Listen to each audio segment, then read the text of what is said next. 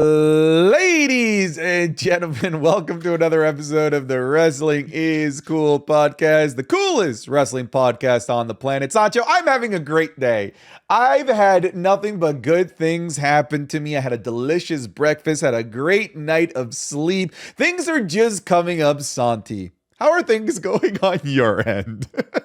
Dog, they are the absolute worst. I kid you not. They are going bad right now. It's all.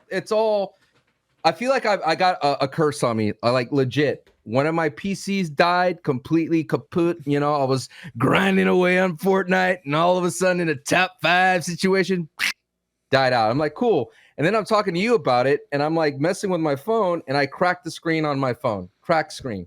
Folks, I saw him live and in color, just snapping his phone like a Slim Jim. You should get it sponsored by Slim Jim. I should. Now, I think it is all coming to light, Santi. I have a monkey paw situation. I wanted more LA Knight on Monday Night Raw.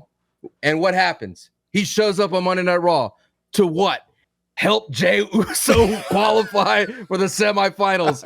And here I am, and I'm screaming, no, this is a monkey paw situation. And here I go, you know what would be fun? You know what? Let me manifest something hilarious. Ha, ha, ha, let's make some jokes. How about Goldberg and Gunther? Why not? Let's have some shenanigans. And what happens? Lo and behold, we get Goldberg versus Gunther. Monkey's paw, brother. Monkey's paw. Dude, it is one of those situations when it rains, it pours. One thing just leads to another. It is a cascading effect of just terrible things. Did you ever watch the show 6 Feet Under? No, but I've seen the finale, believe it or not. Like I would check into it every now and then that finale was one of the best television history. Wonderful finale. The last 5 minutes of that legitimately make you cry. I won't spoil it for anybody, but one of the premises of the show, Sancho, is that somebody always passes away at the beginning of the show. It shows how they pass away, and then the whole episode is about their funeral service. I feel like you remind me of one of the beginnings of those episodes, because there's an episode where this kid, he finds a little a dying pigeon. Him and his dad nurse it back to health, and then they release it back into the wild. The dad goes, "See, son, sometimes you can make a difference in this world." Then the pigeon flies off. It shits on a guy's windshield. He smears it all over his car. Gets into a gruesome car accident. A bunch of people die. I feel like these are the types of things that are happening to you. It's slowly leading towards something even worse. I hope it's not death, but it's led to Goldberg versus Gunther, so it's close to it. Oh my God. I read the comments.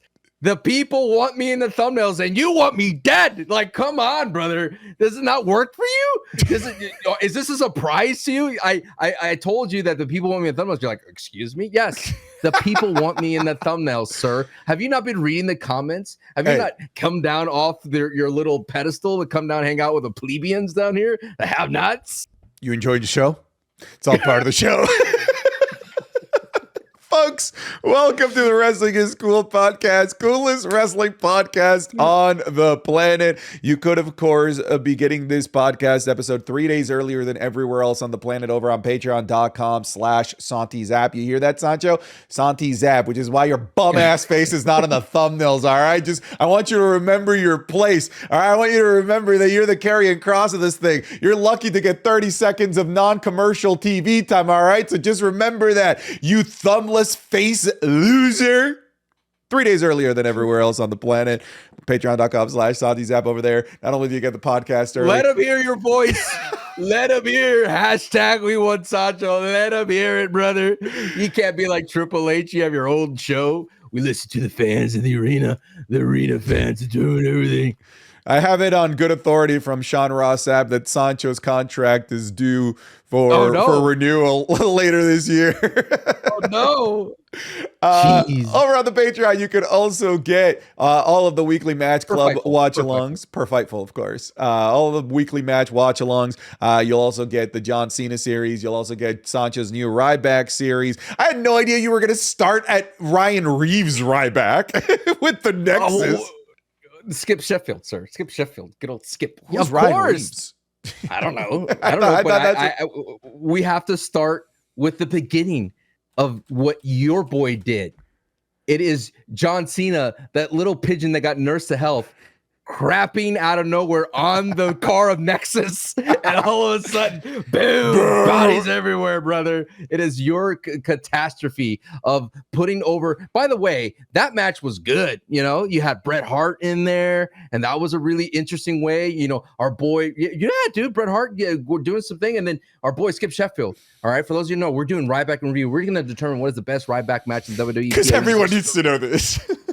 And this is what we're doing, all right? This is what we're spending hard time here on our Wrestling is Cool. So what happens is Skip, all of a sudden, WWE is winning. They took out two people really fast, and then the Nexus turns to good old Ryback to turn it around. He takes out two people quickly, bam, bam, and then Bret Hart comes in and he hits good old Ryback with a chair, and then he gets speared, and then he gets another finisher on him, and then he gets out. And I'm like, man, way to go, Ryback. Way to go. But by the way, John Cena wins that, even though he is down 2-0, and the heel turns from Edge and Jericho. In that same match, your boy John Cena prevails. That's why he's the GOAT, bro. That's why he's the GOAT. That's why he's the GOAT. The GOAT! Just confirm Ryan Reeves is a Canadian professional ice hockey right winger for the Toronto Maple Leafs.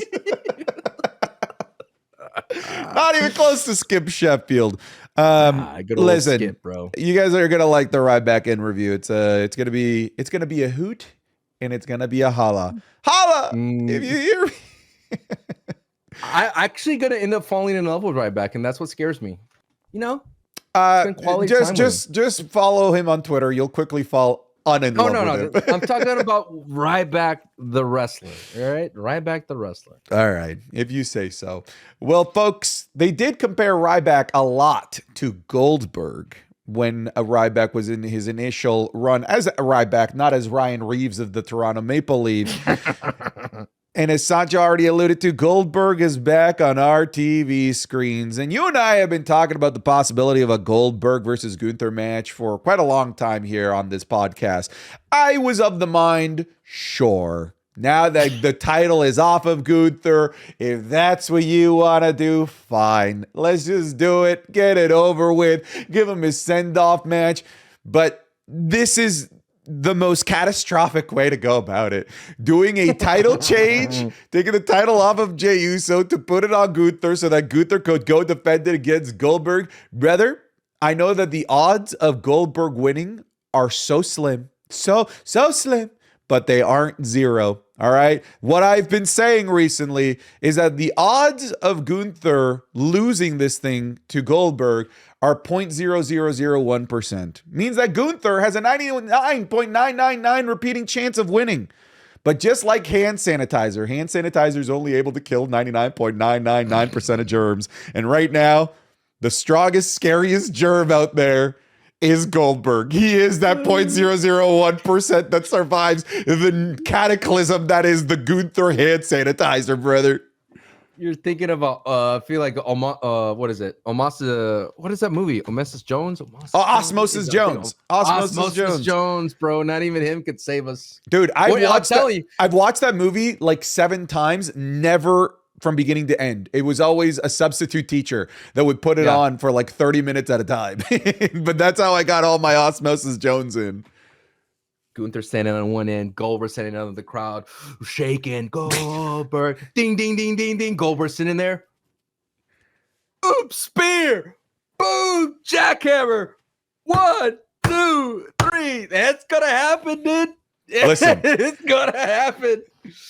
At face value, if you're a newer member of the WWE universe, that might sound ridiculous. It might sound stupid, but just take it from firsthand account experience. I am a survivor of a Goldberg cataclysmic win that no one expected. I was at Survivor Series 2016. Brock Lesnar, the scariest man on the WWE roster. The guy was unstoppable. The guy beat the streak. He beat the streak. He walks into Survivor Series 2016 in a match against Goldberg.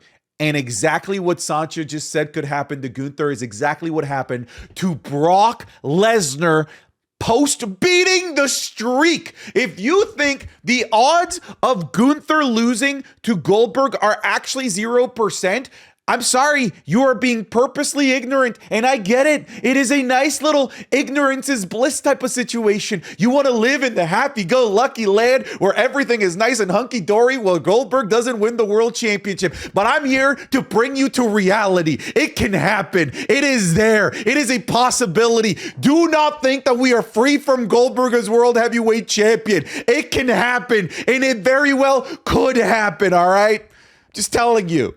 Do not be a non-believer. Do not be a denier in this situation. You don't want to be caught with your pants down. I need you to go out to the supermarkets. I need you to overbuy toilet paper for this cataclysm that's about to happen. I need you to buy all the canned goods that you can. All right? I need you to hunker down and get ready for the apocalypse that is Gunther as world heavyweight champion, because it could happen. Goldberg. I know people are like immediately go, oh, he's huffing and puffing, he's gassed. He was gassed out heading to the. It doesn't matter, dude. I'm that guy in the corner of Los Angeles saying the world is ending. The world is ending with the bell with the carton over his body with the sign that says the world is ending. That's me. The barbed wire on the tattoo on the little sign. Yes. Dude, not a bad merch, by the way. Last ride, not bad. Sure. Bad little thing. I like how someone posted like a picture of the Undertaker going last ride. Not again. But okay, in all seriousness though, why Goldberg, right? Let's be real. Like, why would the WWE, who's built up this whole goodwill of Triple H having solid booking, let Papa H cook, having all this goodwill on that side of the wrestling, with even NXT and all that kind of thing, where they always kind of had logic, Santi. They were building a world where logic existed, where if this happened, then it's a result of this occurring. This wrestler will always remember what happened in the past, right? The memory was locked in. There was no more of like, hey, weren't we friends just like the last few? No, that's all now working together. We're in a different kind of modern booking. And it feels like this is a step back into the old school Vince McMahon days, man. But you have to really think about this. And I thought about it with my watch party on Twitch. I was like, if you were the WWE and a Goldberg says, I want to retire, what do you do, brother? What you gonna do when Goldberg wants to retire with you? You're gonna have to kind of say yes, because if not, he's just gonna go across the street, go AEW, and they're gonna give him this big send-off, and there's gonna be that money that you could easily make. Now, do you think that the current roster could be irked by it? You think Jey Uso's like, this kind of sucks that I lost my belt, so this could happen? Of course, Rikishi's upset, but it's just business, right? You got to say, like, it's literally just business. Saturday night's main event, NBC in Atlanta, Georgia, main event, Goldberg, retirement tour, retirement match. Who knows what's going to be advertised as, versus Gunther. It's like Rocky versus Antonio Tarver, all right, and Rocky Balboa. Okay, that's what we're building up here. I'm glad you didn't go with like one of the iconic Rocky matches. No. I would have been like, do not compare this to Apollo Creed, or compare this to Clubber Lang, or dare I say Ivan Drago. The line Dixon, baby, Mex in the line Dixon and Rocky Six. Listen, I think it is fundamentally hilarious that this is what WWE thinks is going to drive the narrative on Saturday over AEW All In. What are your thoughts on that? I just was gonna say, is it WWE or TKO in Denver saying we want this? I mean, here's the thing. I think it's also weird to try and separate the two. They're the same thing. They're the same thing. They're the same company at the end of the day. You sure about that? I mean, to vilify TKO when not vilify WWE, like I'm sure they want the same thing. I really do. I think that they're both giant conglomerates. One just happens to own the other one now. I think at the end of the day, they're just trying to be sure that they're the number one talking point of that weekend. And I'm sure WWE and TKO are both aligned on that. And I think that they both think that it's Goldberg. Walk with me here. Sure. Okay. Goldberg is old school. Goldberg is the 90s, 2000s generation, right? That's not old school. It is by now, those people have a lot of money to spend, right? They could expend all. It kind of reminds me. This is my second Fortnite thing, and I'm done for Fortnite references. When they release an 80s skin, and like what kid would buy RoboCop, right? No one would buy RoboCop this generation, but me and other people around my generation be like, RoboCop's badass. I'm gonna throw down my V-Bucks for RoboCop. So I'm asking you, is this the WWE going? We need to sell tickets, and who's going to be a draw for the expense of who has the extra income? RoboCop and Goldberg. That is the most man-child sentence I've ever heard. Yeah, I'll throw down my V-Bucks for RoboCop. Are you going to throw down? Are you going to throw down your V-Bucks for Bruno Mars when he comes out on Fortnite? Most likely. I mean, I will get it. I mean, I'm a content creator. I'll get it for free. But what I'm trying to make. This guy. Well, leave some for the rest of us. I'm trying to make here, brother, is that it's a nostalgia play at its core, and it's already being drawn out with John Cena, who could work, of course, longer than Goldberg can. I think the reason why people may be on the other side of like this is awful is that the lasting image of Goldberg was defeating the Fiend, really. Yeah. Right? That's the last milestone where he beat Bray Wyatt in a worst way ever, where he hit him with like, I don't know, 5 spears, it felt like, and the jackhammer, and that jackhammer wasn't even the best. Combine that as well as with Goldberg versus Undertaker. That did not go so well, where Goldberg concussed himself, and then that was a sloppy match. So like the last envelopes of Goldberg in this modern era haven't been as great as you mentioned when he took out Brock Lesnar in that fashion. Like if we went from that Goldberg to this Goldberg, I think without all that junk in the middle, I think we'd be like, I'm on board with this. Dude, when Goldberg beat Brock Lesnar, that was insane. I was like, dude, this is the craziest thing I've ever seen. I was not of the mind like Goldberg shouldn't be winning this. I was like, dude, that is awesome. That is so out of left field. I'm down for this. But you're right. Over the years, they've kind of killed the ambiance, the aura, as they say, of Goldberg. And he's become, in many cases, a liability. What is the word that I'm looking for? I feel like nuisance is too harsh. It feels like a unnecessary obstacle that people don't want to see for the guy that's currently champion. So the definition of nuisance? A nuisance. Well, I'm sorry. Does Goldberg not feel like a nuisance feud for Gunther? Okay, I don't know. Let's look at this. These are the last matches since 2017 when Goldberg appeared at the Rumble in San Antonio, which I thought was a fine entrance for him, right? All right, hit me. All right, Roman Reigns versus Goldberg. Ew. At Elimination Chamber 2022 in Jeddah. Yep, I remember. No holds bar, falls count anywhere. Goldberg versus Bobby Lashley, Crown Jewel 2021. Awful. Bobby Lashley defeats Goldberg by referee's decision, SummerSlam 2021. That was when he like attacked the kid, wasn't it? Bobby Lashley attacked his son. That's now like a beast over at Colorado State. Maybe. Drew McIntyre defeating Goldberg at Royal Rumble 2021 in the Thunderdome. That's a Thunderdome match. Sure. Braun Strowman defeating Goldberg 2 minutes and 13 seconds at WrestleMania 36. Fascinating. Goldberg defeating The Fiend at the Super Showdown 2020. Hang on. Before you continue. All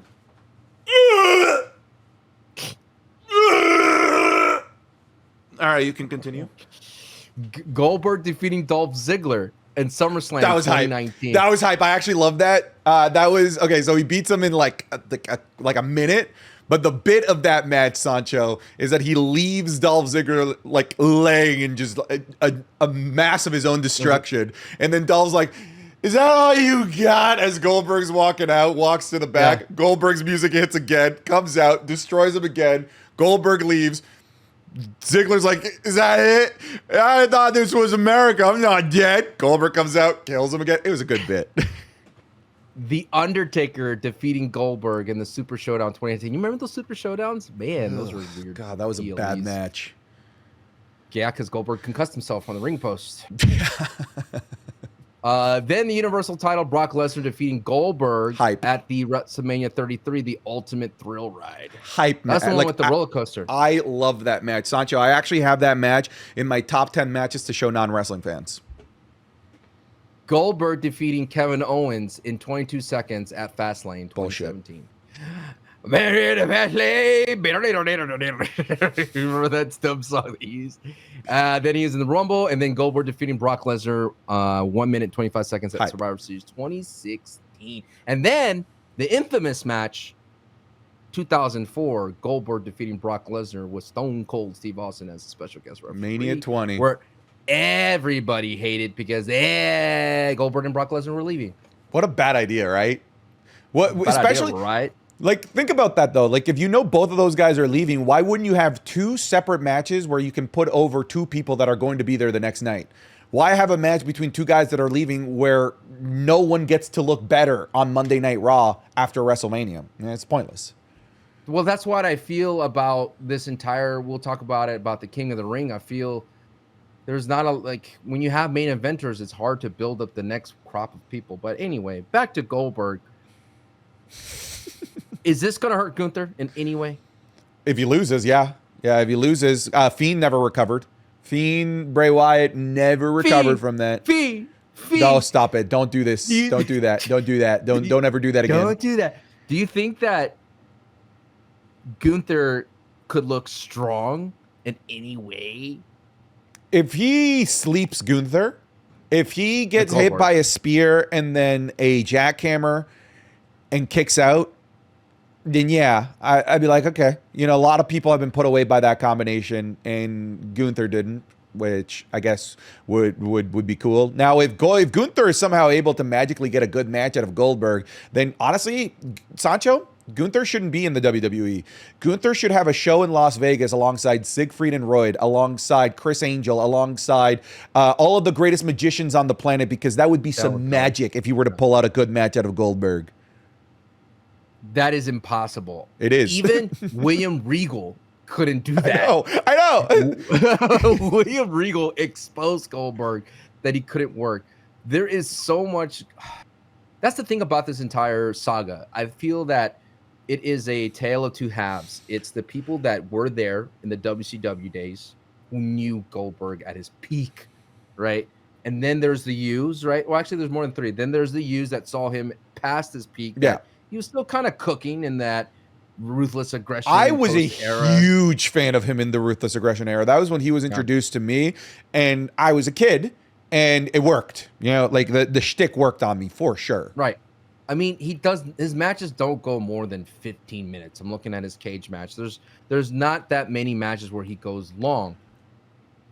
But the thing about Goldberg for post, that's what I mean. Now it's this crop of people, and the people that maybe will listen to this podcast, we definitely want to hear from you. What do you feel about Goldberg? Goldberg. But then we look at it a bit. There's Goldberg, Gunther, and you have to say Jey Uso's part of the story.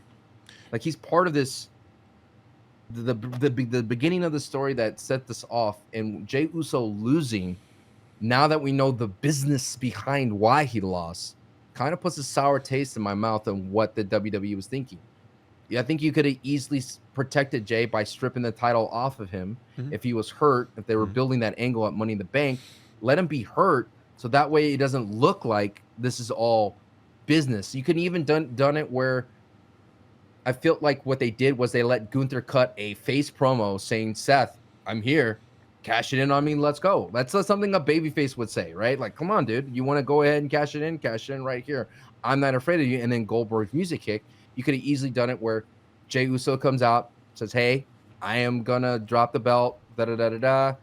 Then later Goldberg comes out, maybe beats down Jey Uso, and then let Goldberg come out and try to protect Jey Uso. You had so many opportunities to have Goldberg come out, at least come out to protect Michael Cole and Pat McAfee. There were ways, Santi, to do this cleaner and not to let show your work. Does that make sense? Sure. Like we saw the work behind the magic, so to speak here. Yeah, this didn't need the world championship. Go back and watch Gunther's return, the conversation that they had. The world championship wasn't even brought up once at all. This is my favorite wrestler, Bret Hart. Bret Hart. Let me tell you something about Bill Goldberg. This segment didn't need the world championship. This match didn't need the world championship. It feels too synthetic, too manufactured, and it's not the real stuff. It doesn't. Yeah, it feels like I'm watching an anime filler arc right now. Listen, processed food. I will also not roast people that are excited about this. Like, Goldberg is a legend in the industry. If you're excited about this, good for you. Yeah. But I'm not gonna lie, when I read comments and tweets about how excited you are about Bill Goldberg, in my head, I'm Hank Hill and you're Bobby Hill. But Dad, it's Bill Goldberg. He's a legend, Dad. Oh, Bobby, go to your room. That's how I feel when I'm having conversations with Bill Goldberg fans. This thing's not lasting. Okay, let's go ahead and make a gentleman's bet. Okay. 5 gifted. Okay. I'm going to take the bet that this match goes 6 minutes or longer, officially. Oh, I'll take that action. I will take 6 minutes or less? 6 minutes or less. Okay.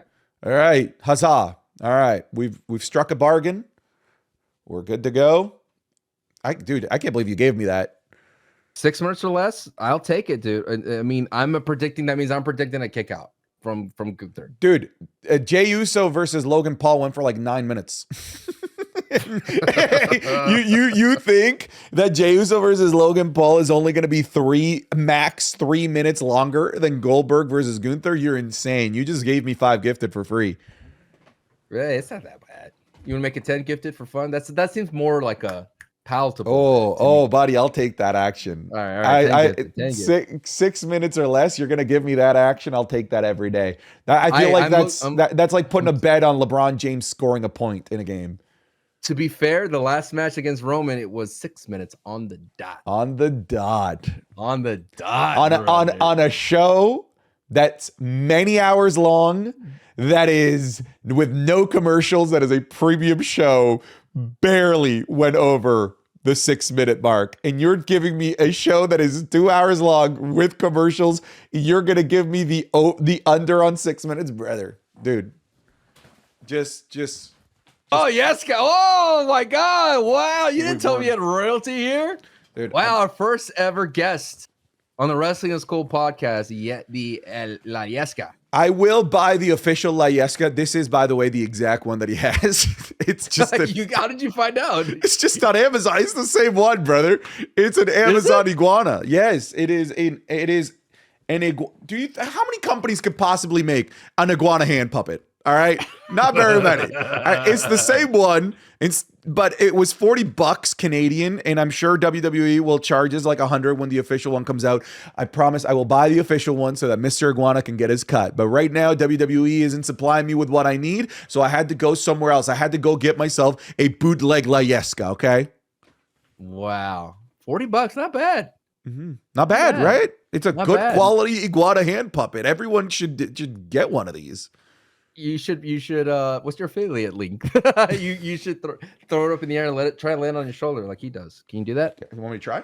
All right, folks, he's going to try to throw up his yes guy into the air and see if Sancho, I want you to know that if I God, you're going to kick it off your foot? Oh my God. Isn't that what he does? Isn't that what he does? Yeah, but I thought you were just going to throw it. I was going to let you have a halvesy, all right? Let me try it. Let me try with the foot first.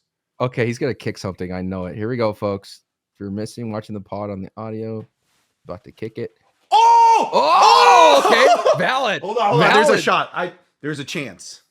All right, he's gonna try again. It got very close. It rimmed out. Now he's got it. Here he goes. No, hang on. No. Oh, no. Now he's committed, folks. Oh, and your big arms couldn't save Yeska. Dude, I'm gonna hit that one day.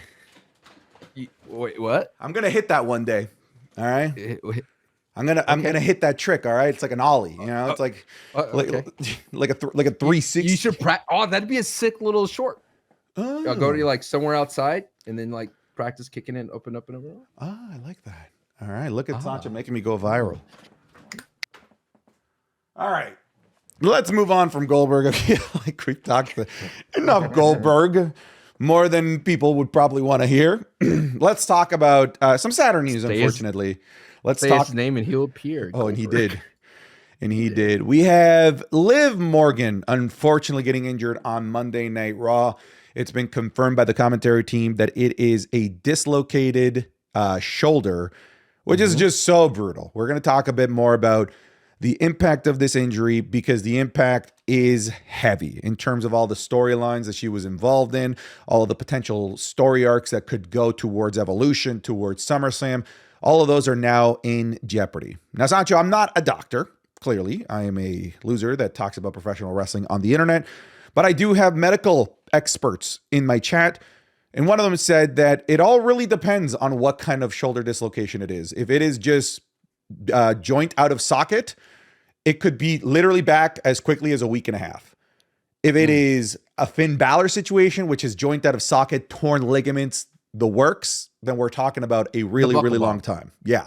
Was it the buckle bomb? Yeah. The buckle bomb. Then we're talking about a really, really long time. So obviously I'm in the situation where it's like fingers crossed that hopefully it is a clean dislocation, pop it back in, a week or so of recovery, and she can continue to build back storylines and feuds as we go towards Evolution and SummerSlam. Because if she is gone for several months, my goodness, the impact is going to be felt because Liv Morgan was in a lot of things. We basically had an entire Liv Morgan ecosystem going on across the WWE. Let me list off a couple of the things that she was working on. She has started a program there right before her injury with Io Sky for the WWE Women's World Championship. They're already teasing it, but now that was official there. There was the program with Nikki Bella. There was the program with Roxanne Perez and Dominic Mysterio. And she was even having a little tag team championship feud with B-Fab and Michin. So she was running all over the place. On top of that, she was making all the media appearances, being at like the Netflix Badum event and stuff. So she was working overtime for the WWE, filming movies, everything. Tadum. What did I say? Badum. It's the same shit. Whatever, man. Whatever, bro. As if you stopped my train of thought to confirm that it's Tadum over Badum. Yeah, just trying to help you out, dude. I don't want the comments to be riddled with it. Yeah, what an idiot. This is Tadum.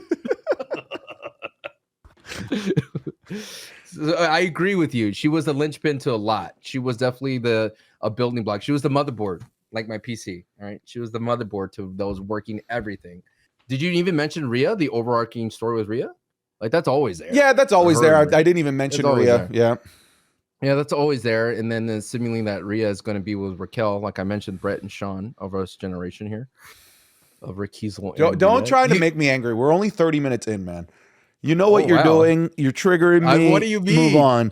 Rhea Ripley and Raquel are not the Bret Hart and Shawn Michaels of our generation. Stop. God, I love them together, though. They're awesome. They do have good chemistry. They do have good chemistry. And then, I think the biggest blow would be the Evolution pay-per-view, PLE, if she misses out on that. I mean, all these other feuds are kind of building towards SummerSlam and other things, but I felt the one that with Nikki Bella and Liv Morgan, I felt like that we're kind of saying like, hey, you like Nikki Bella? Well, check this out. We have a new wrestler named Liv Morgan, and she's just as awesome, and she's even better. And she's going to be someone that we can look out for, and they'll be in a big tag match, right? There's so many things, and we always said, hey, who's the big bad, the evil heel of the women's division? And we were hoping that Naomi would take that mantle after Money in the Bank, and we would say definitely she has in terms of the booking threat. But behind the scenes, in front of the camera, promos, all this kind of stuff. Even with Jade Cargill, she was kind of being a nuisance to her.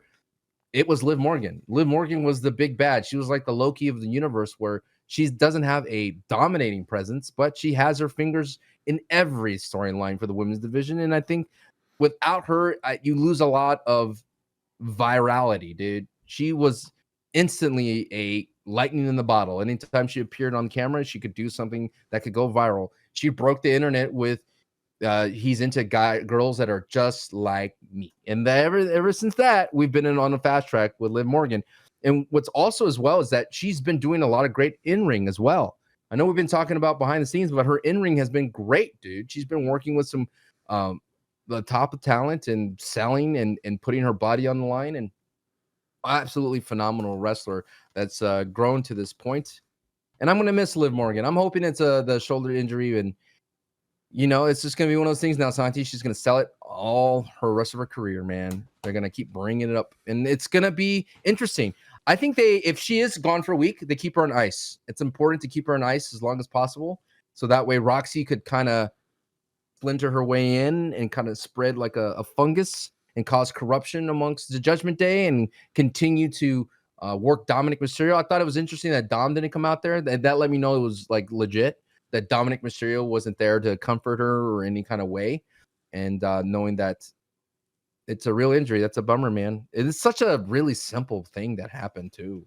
It wasn't like a buckle bomb spot. It was just falling down instantly. Yeah, just the way she braced, just happened to be elbow first, and then the canvas kind of got caught a little bit. It's just so unfortunate. I really will not take you seriously if you're blaming Kairi Sane for this. I am seeing it though, which is why I'm bringing it up, of people blaming Kairi Sane for the injury to Zoe, and now this injury. That's ridiculous. It's just a series of unfortunate events that just so happen to have included Kairi Sane. I don't think that I don't think it's a correlation or causation. I think it's just unlucky. It might bring up to what you were saying before, lack of house shows, more injuries. It could be something with that. But then again, like, I don't think any amount of house shows could have prevented this. This was so rudimentary, so simple. And when you look at just actual fast-paced professional sports, some of the most gnarly injuries have happened in solo plays, right? A lot of football players have broken ankles, high ankle sprains, torn ACLs just by pivoting. Literally just by pivoting, something that they do every single day in practice over and over and over again, a non-contact injury. It happens, unfortunately, way too often. The Derrick Rose, a layup, bro. A layup. So something that he's done a bazillion times.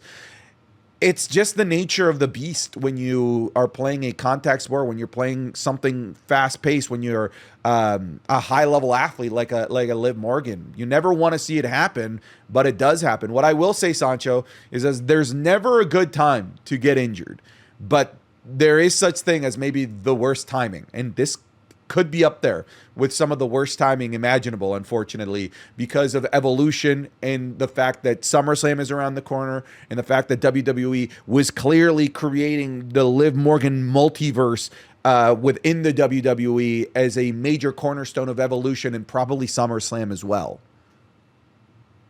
Just to put it in perspective, and I know this is like not the same thing, but it's kind of similar. Disney and Marvel put so many eggs in the Jonathan Majors Krang basket, and then when all that went to kaput, they had to change so many stories post that phase. Like, they invested so much into that villain that it didn't work out for them due to circumstances unforeseen, and they had a pivot, and now we're dealing with that still, that pivot where they're trying to figure out, well, what do we do now? Because Kang was supposed to be that big bad that's supposed to be the next Thanos level threat. So now what are they going to do? I mean, we always talked about the machine moves on, brother. The machine continues, it pushes. If you want to be crazy, you could even introduce Jordan Grace as a heel. She could fill a slot for a little bit. Her and Raquel could kind of team up for a bit. That would be interesting. Okay. That would give. So that basically give Grace something to do. We're trying to figure out who's the Doctor Doom, right? Who is the Doctor Doom here? And I'm going to make it a little bit simpler, right? I feel like Liv Morgan was going to...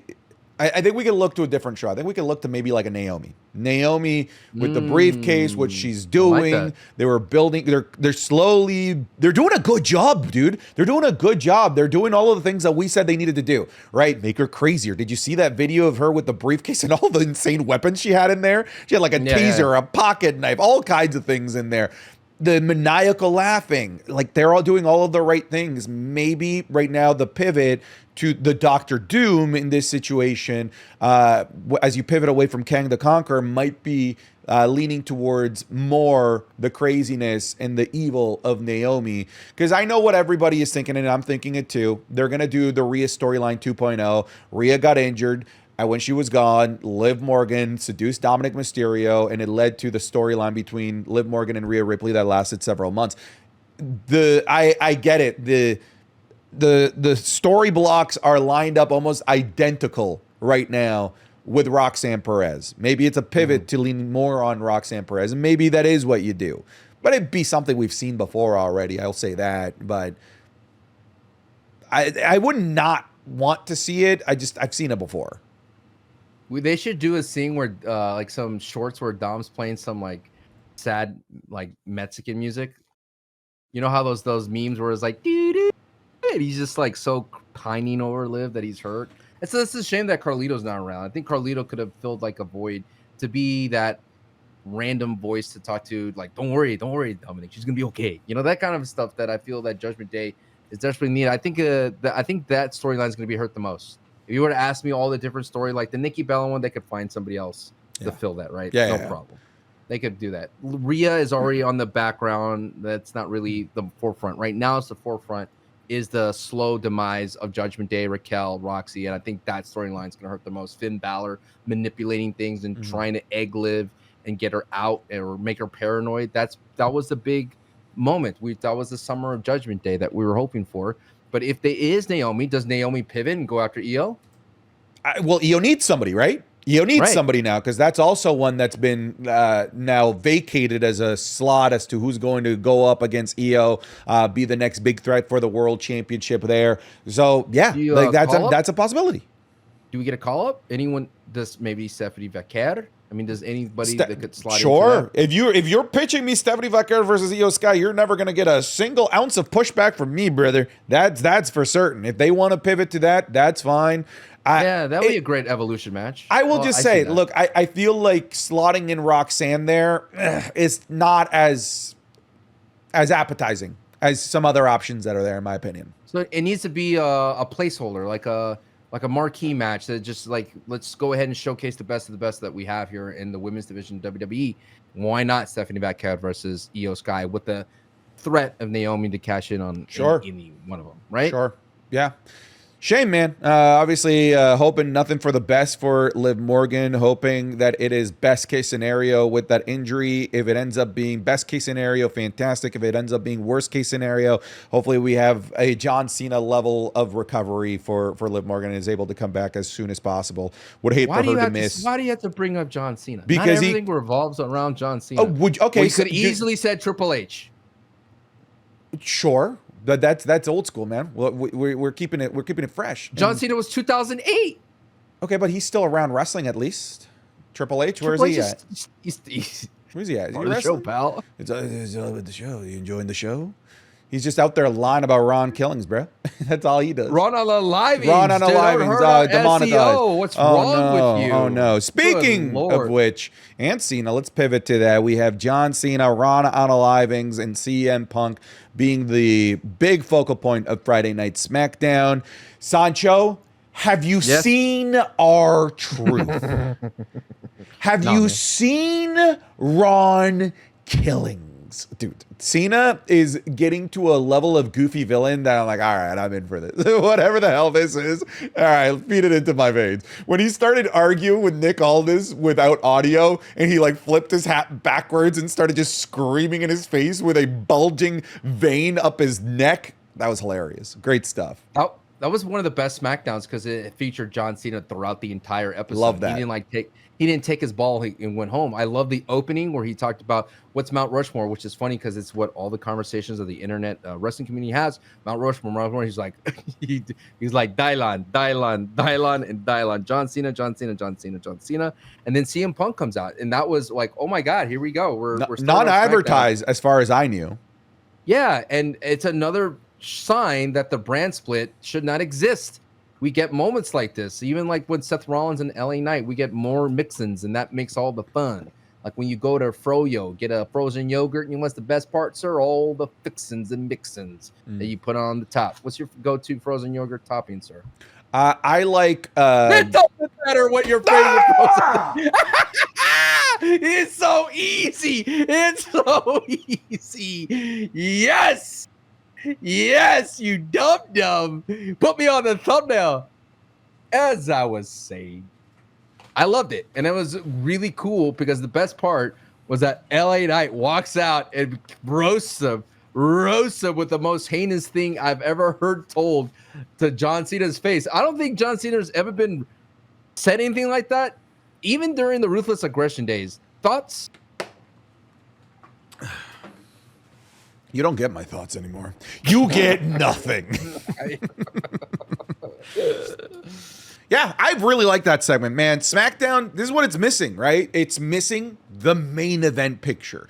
I love the US title picture, love the women's picture, but they can't carry a 3-hour show with that being the main event anchor. You need the men's main event picture. You need Cody Rhodes there. You need Randy. You need Cena. Adding new life into it like LA Knight. That 3-hour SmackDown flew by. You know how many times since Cody Rhodes has been gone from and on hiatus after WrestleMania 41, I've looked at my watch and been like, oh my God, there's still an hour and a half left to this show. This was not it. This is what SmackDown has been missing. A living, breathing, thriving main event picture that's got so many moving pieces, like including Ron Unaliving's in there is so interesting as well. It gives our main eventer something different to do aside from just the traditional Cody Rhodes promo. The crowd, you guys suck, you guys are terrible people, blah, blah, blah. We're seeing more layers to the John Cena heel run. And one of the conversation pieces in one of my videos was that episode of SmackDown to me almost felt like the start, like the good beginnings of the John Cena heel run.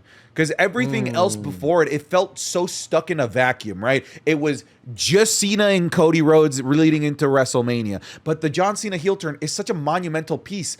You'd think it impact more than just Cody Rhodes. And then it was the Randy Orton feud. And that was only Cena and Randy. You'd think it'd impact more. Here, now we're seeing it. Now we're seeing the impact of the John Cena heel run. A John Cena that wants to ruin wrestling. Finally, all of the big players are stepping in to make sure that John Cena doesn't ruin wrestling. This is what the John Cena heel run has been missing. A proper opposition. A proper rolling cast of superheroes trying to stop the bad guy. This is, to me, where the John Cena retirement tour heel run truly begins. Not to mention CM Punk, man. Now we got so many characters gunning after Cena. Do you think that when it comes down to John Cena, they need to continue this? They need to maximize, because this is how they booked Roman leading up to WrestleMania 39 and 40. When he appeared throughout the entire show. He would come in at the very beginning, then a backstage segment, close out the show. And I feel like that's what was missing from John Cena, and that's what felt like those old school SmackDowns, with the Undertaker and Triple H. They were always there and they were always involved. And they would always even have like a segment with the lower card, right? They would have like a random backstage segment with the tag team or something, and the tag team would crack back and forth and be like, whatever, right? And then we'll move on. Like, that is my favorite type of WWE. I think you hit it on the head there, where feels like it's a universe. And it kind of reminds me of the Celestials. When they show up and no one in the MCU is talking about this big-headed celestial thing, why are we not talking about John Cena trying to ruin wrestling more? So I absolutely agree with that point. And I'm here for the ride, because as someone who reviews SmackDown for the Wrestling School Patreon, it's kind of hard to talk about the show without that, because what else am I leaning on? The tag team division, sure, which is now it's infected by the Wyatt Six, and we could talk about that if we want to. But now we got good old John Cena doing his thing, and you know what I like about it? He's a cartoon villain, but he's a fun villain. He is. Right? Have you seen our? He has a match. He has a match on SmackDown, and listen, all right. I want Cena to lose this. I genuinely want Cena to lose this match. Of course, shenanigans. A million percent. It has to be shenanigans, but I want Cena to lose this. It's a non-title match. I think that if you really want to roll the clock back, have Cena lose to R-Truth, Cena get put through a table by R-Truth, and have CM Punk go out there, sit on the top of the ramp, and cut Pipe Bomb 2.0. That is exactly how the Pipe Bomb was cut. Cena lost to R-Truth in 2011, got put through a table. It was a tables match, I'm pretty sure, if I'm remembering right. Slim Jim table match. It's Slim Jim table now. Slim Jim table. He got put through a table by R-Truth. Then CM Punk went out there. He by the way, Ron won because of CM Punk shenanigans. Oh. And then as Cena laid there in as much pain as possible, CM Punk cut the Pipe Bomb, the most legendary promo of all time. Just do that again. Just run it exact same playbook. Have Ron Killings win, put Cena through a table, and have CM Punk cut a pipe bomb from the top of the stage. Just do it again. Do you have the script? What did you say? Sounds like you do. You have the script? Sounds like you do. If that is the script, man, I think it's a script everyone's gonna like. And you know what? I can't wait for that video where he goes back and forth between the times. Yeah. Oh, it's just so crazy that we're back in such a almost 1-to-1 of 2011 unintentionally, because Ron wasn't supposed to be here. There's a lot of things. You need to blame Jungle Boy for this, Mr. Perry. That's true. Real glass. Real glass, brother. Cry me a river. That's like the butterfly effect. That's the butterfly effect. You are right, dude. It's insane how much you can attribute to that moment. It's the little son and father resuscitating the little pigeon, dude. That's it. That moment. Yep. And then that pigeon came and took a dump on our windshield named Goldberg. Okay. I now the thought I had it a little second ago. You said a lot of characters are now involved in John Cena's saga. Does the big Maui, you're welcome, Dwayne The Rock Johnson reappear? God. Because CM Punk's been saying his name. And I know you sound jaded. You sound dejected. You sound like when I'm like, hey, man, y'all don't worry about it. So-and-so's going to show up the door. And they don't show up. And it happens again and again and again and again. But what if he shows up? You would think that Senor Wayne Johnson does not show up for SummerSlam? Night 1 and night 2? The first ever in history? Sancho, when it comes to The Rock, I feel like Will Smith, when his dad left, his biological dad left, and he just had Uncle Phil there and was like, why don't he want me? And they hug each other, and it's one of the saddest moments in television history. That's how I feel about The Rock, man. We need him. Why don't he want me, man? Why don't he want me? Why doesn't he want to come back, Sancho? It's because he's on the greener pastures, dude. He's working with Martin Scorsese, my friend. I know. Marty, you think he wants to ruin that? You think the studio wants to ruin that? They put all their eggs in the Rock basket right now? Apparently that War Machine movie is like Oscar worthy. Like crazy, right? Like The Rock is making such a pivot into acting, like actual acting. I think he's like, okay, I've made enough bank of doing action star. Of doing like the regurgitated action movie. I can't tell you the difference between Rampage, San Andreas, and Skyscraper. They're all the same freaking movie to me. San Andreas, he's a helicopter pilot. What about Skyscraper? He's a abled person, and he's like a natural disaster dude. Right? Okay. And Rampage, he has a giant monkey.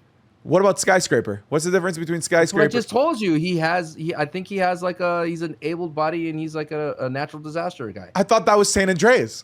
No, he's a helicopter pilot. A natural disaster guy. See, they're the same thing. But yeah, Rampage, he has a monkey at least. That one, I should have said that. All right, he has a monkey. You can differentiate that one. Big giant monkey, brother. And he's like a zoologist or something. I genuinely couldn't tell you the difference between Skyscraper and San Andreas. I thought you were describing the same movie there. Skyscraper, 2018, brother.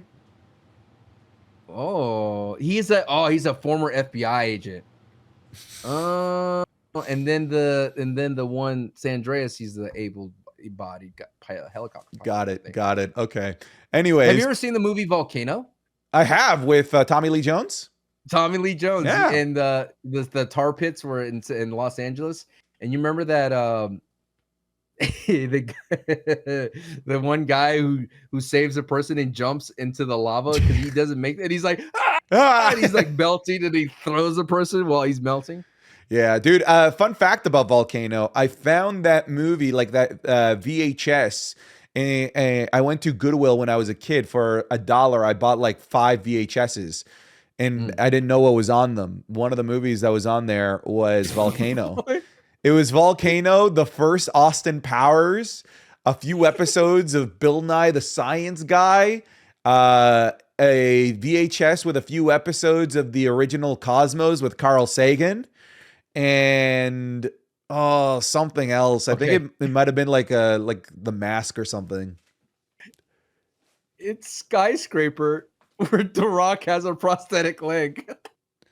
Sweet. Okay. So Yeah, you can't tell the difference, bro. You helped make my point. All right, he's been making the same movie. He's been making the same damn movie. He's made his millions and millions, and now he wants to maybe step into Batista territory. You know, like actual acting. Yeah, I think I am more. What was it? What was you say? The Machine movie was definitely War Machine. I think it's called. Oh, don't do this. Let's not. We gotta not look. Is it the War Machine? The Rock Machine. Rock Machine. What are you? Well, I just looked up Rock Machine. Apparently, that's a motorcycle club. Smashing Machine, brother. Okay, Smashing. Close. Rock Machine. What did I say? Smashing Machine. War Machine. I said War Machine. You think that's from the Iron Man universe. Guys and gals. We're an hour in. We're not movie buffs. We're just two guys talking about wrestling. Ah, brother. All right, let's move on here. Are you excited for what they're doing with Punk and Cena right now, though, as they go into Saudi Arabia? I guess that's being properly confirmed. I like the idea of John Cena calling him a hypocrite. I like how CM Punk is kind of pivoted, be like, I have no choice to do it. There was a moment where I felt in that last promo where CM Punk kind of lost his way, but he called it out and be like, I'm trying to get a lot off my chest, which is I think is smart. I think the only way, I don't know. You know what I'm trying not to do these days is I'm trying not to think about the end, right? I feel that Triple H has conditioned me so much to always think about the ending. Where are we going? Where's the GPS landing? Because he always takes different routes, delays, goes long or too short. And then I'm like wondering about the end, right? What's the end of this entire John Cena ride? Is it him being a heel or him being a face, him being walking out as champion? And I feel like for now, I have to just take it step by step, because if CM Punk loses, what does that mean for John Cena? Who does he go after next? The only thing I just dislike that it's at Night of Champions. I feel like it should be a SummerSlam thing, right? Mm-hmm. Mm-hmm. It sounds like it's a SummerSlam match through and through, and we could have a longer build, which I think what hurts a lot of undisputed feuds is it's a very short PLE cycle feud. When this could be a 2 PLE cycle feud, and we could like really juice this, because it should be 3 matches with CM Punk. Why not? It deserves another saga. I'm with you. I agree with everything that you're saying. I just feel like TKO, WWE are so dead set on Cody Cena for SummerSlam. Probably a Seth Rollins cash in on Cody Rhodes at SummerSlam. I feel like that's being heavily teased. So that left very little room as to where we could put Cena versus Punk. We could have done it after SummerSlam, but then we're playing with fire. You know, an injury could happen. Anything could happen at any moment. And then all of a sudden, as we wait to find the right place to do a John Cena versus CM Punk post SummerSlam, all of a sudden that could go up in smoke.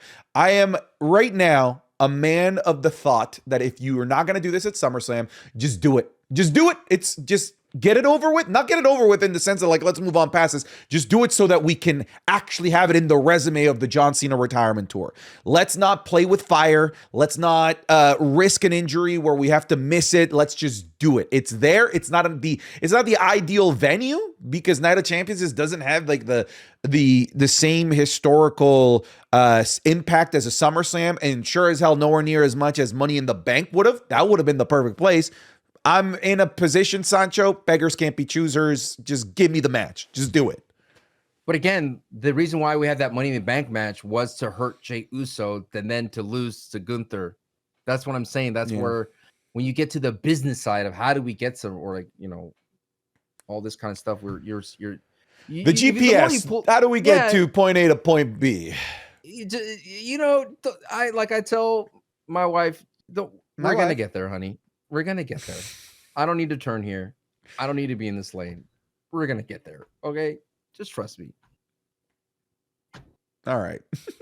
Well, let's talk about getting there, because one of the routes to get there is by winning the King of the Ring. We have a really interesting situation here, Sancho. All 4 semifinalists in the King of the Ring tournament are 4 of the top baby faces in the WWE. Or I say the top 4 baby faces in the WWE. Sami Zayn, Jey Uso, Cody Rhodes, and Randy Orton. And all four of these guys make for very interesting sagas. We have very interesting finals that we could have. We could have Jey Uso versus Sami Zayn, Uso versus Uso. We could have Randy Orton versus Cody Rhodes, finally, protege versus mentor. Maybe they go the baby face favorite in Sami Zayn in Saudi Arabia versus the face of the company in Cody Rhodes. A lot of interesting things that you can do here with all four of these guys. I, for one, will say, I know that there's a lot of criticism around the fact that it's all baby faces. I'm glad it's all baby faces in this semifinal because both champions are heels. Having a heel in the mix here would just spoil it. They're obviously not winning because they're not going to go off to challenge a Gunther or a John Cena because they're bad guys. So having all four guys be people that could very, very realistically win, and all four people that have beef with one of their respective champions, I like it. Picasso. I don't like it because it's changing the makeup of King of the Ring, in my opinion. I did a video about this on my YouTube. I think the King of the Ring has been, lack of a better word, bastardized into being this main event only to fill the two storylines that you're talking about, the main storyline, the main thread of Cody Rhodes and Jey Uso and all those kinds of things, because, you know, Randy and Sammy are part of that nebulous. And that to me is where I'm like, bummer. I feel when King of the Ring has been its own PLE, I feel like it's a great way to introduce new talent, to get someone that's from the mid card up to the top of the mid card, or move someone from the mid card to the championship level of the world heavyweight title. And this is here, it's just used to regain whatever they lost. It's a power play is what I said. It doesn't feel like a King of the Ring traditional. It is just a way to get somebody into SummerSlam. When they added the stipulation, and I know it's not the first time they did this in 2002 with Brock Lesnar, that if you win the King of the Ring, you go get a SummerSlam, and they did it with Gunther as well. But when you look at the entire field of King of the Rings, dude, it's been in a weird spot throughout its history. It's either a top 5 PLE or it's literally on SmackDown or Raw. And it's a weird way to introduce a new gimmick for a Sheamus who needs a refresh. Like Xavier Woods, who just wanted to be King of the Ring because it was been dormant for so long. Probably the most successful post Brock Lesnar King of the Ring, after my research and really thinking about it, because I wasn't around in this era, was King Booker. Like King Booker was able to turn that into a title run, and he was like King Booker for like a year. Yeah. And he had a great run with Sancho. If you're gonna say, you have to say it right. Thank you. King Booker. I wasn't gonna let that one slide. I feel you. And then you could argue, of course, Gunther going ahead and winning in 2024. But this just doesn't feel like King of the Ring to me. You know, it just feels like an excuse to give another golden ticket, another ticket for the Cody Rhodeses, for the Randy Ortons and Jey Uso. The only odd one out that fits the King of the Ring narrative in the past is Sami Zayn, right? Sami Zayn never touched heavyweight title, close to it. But if he wins the King of the Ring, he's automatically elevated to that main event picture because now he's going to go against the champion at SummerSlam. All the other dudes, they're already main eventers. Mm-hmm. So that's why to me, that leaves a sour taste in my mouth. I don't care if it's heels. I don't care if it's faces. To me, it's about the opportunity that we could have had a Carrie and Cross move up into from his ghost-like nature into the mid-card main scene, right? Even if you wanted to get crazy with it, put in Jacob Fatu, Solo Sikoa, like Mr. Iguana. I don't care. Just put somebody in there that could benefit from this launch pad.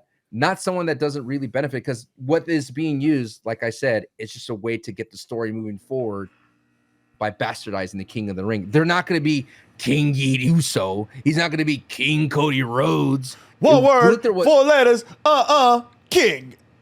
It's not going to be that. It's not going to be King Randy, King Sammy. They're not going to even wear the crown. They're not going to be able to run with it.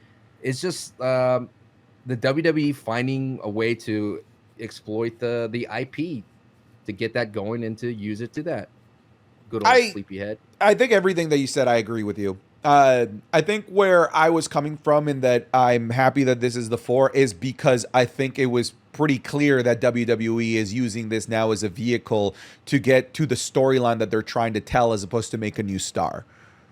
Yes, I think exactly. I think you're hitting it on the head. It is not the star making opportunity that it once was. They went with, sure, it was for Gunther, but I think we all knew that Gunther was going to go down that path anyway, so they used the King of the Ring to get us there. But it wasn't this like, oh, Gunther, brand new star. We knew he was going there, right? They're not taking risks. Last year, Nia Jax, known commodity, sure. This year, looks like the men, they're not taking risks. They're going with the main commodities. They're clearly using this as their launch point for their SummerSlam build, as opposed to a launch point of a career. And if I can make peace with the idea that this is just the launch point of their SummerSlam big feud, then I like the fact that it's these 4.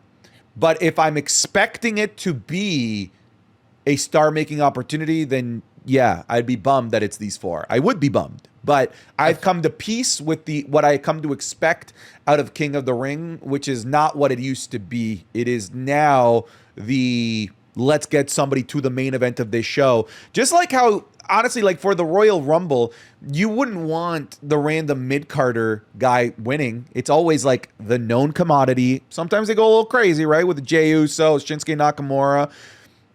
But for the most part, they go with the safe choice. They go with the guy that you want closing with the pyro of WrestleMania. And I think that's what they're trying to do with SummerSlam now, with it now becoming 2 nights. They just want it to be the guy, the gal that they know they can make a big, giant, marquee main event program with. And unfortunately, that's just not the Carrie and Crosses of the world. You can't really rely on that being the new mid-card guy that you want to take a risk with. King of the Ring is not about taking risks anymore. It's about generating the big headline ticket selling match at SummerSlam. And I've come to peace with that, just like it is with the Royal Rumble for the most part. I mean, you just look at the names. I mean, William Regal was a king, and they all petered out at mid card, most of them. I think Kurt Angle was probably an Edge and Stone Cold. And of course, Gunther and King Booker were the only ones that kind of really pushed it beyond what it just was a gimmick thing. Yeah, but like even Edge, like it was like he won what, like 2001? He won in 2001 against Kurt Angle. He later beat Lance Storm for the IC title at SummerSlam. He would lose it to Christian the same year, win it back against Christian at No Mercy. Then he would lose it to Test. Then he would beat Test. He would win the WCW United States title against Kurt Angle, and then a unification IC WCW would beat Test at Survivor Series 2001. So even there, he just won it to get pushed in the mid card. Right. He didn't become a main eventer until 4 years later in 2005 with Money in the Bank. So I'm now once again reiterating that the King of the Ring. Once again, I'm asking for your financial support. Make it make sense. That the King of the Ring is now positioned as the main event, the main event matchmaker, as opposed to the new star maker. I think the new star maker is Money in the Bank. That's what that plot device is. I feel as well, the women's side, to looking at that, the Queen of the Ring, I feel with Roxanne being still in that, makes it feel like it's a star-making venture still. I feel like side of the coin. Sure, but I still think they're going to go with the safe option. Cargill. No, Jade Cargill's the Gunther of last year. Jade Cargill's like, we know you're getting there. We know you're getting there in some way, shape, or form. Who's the safe option? Alexa? No, Jade Cargill is the safe option. Just like Gunther was the safe option last year, even though Gunther hadn't been in the main event and world titles. But we knew Gunther was there. But Jade's different, though. Jade does not have the accolades that Gunther did. No, but she is treated as she has. That's right. She is treated like she has those accolades, even though she doesn't. She is treated like she does. So that's the safe option. Yeah, because if you look at the King of the Ring, like I said, I did a lot of research for this video. Billy Gunn would be the tag team guy. Jade was the tag team gal.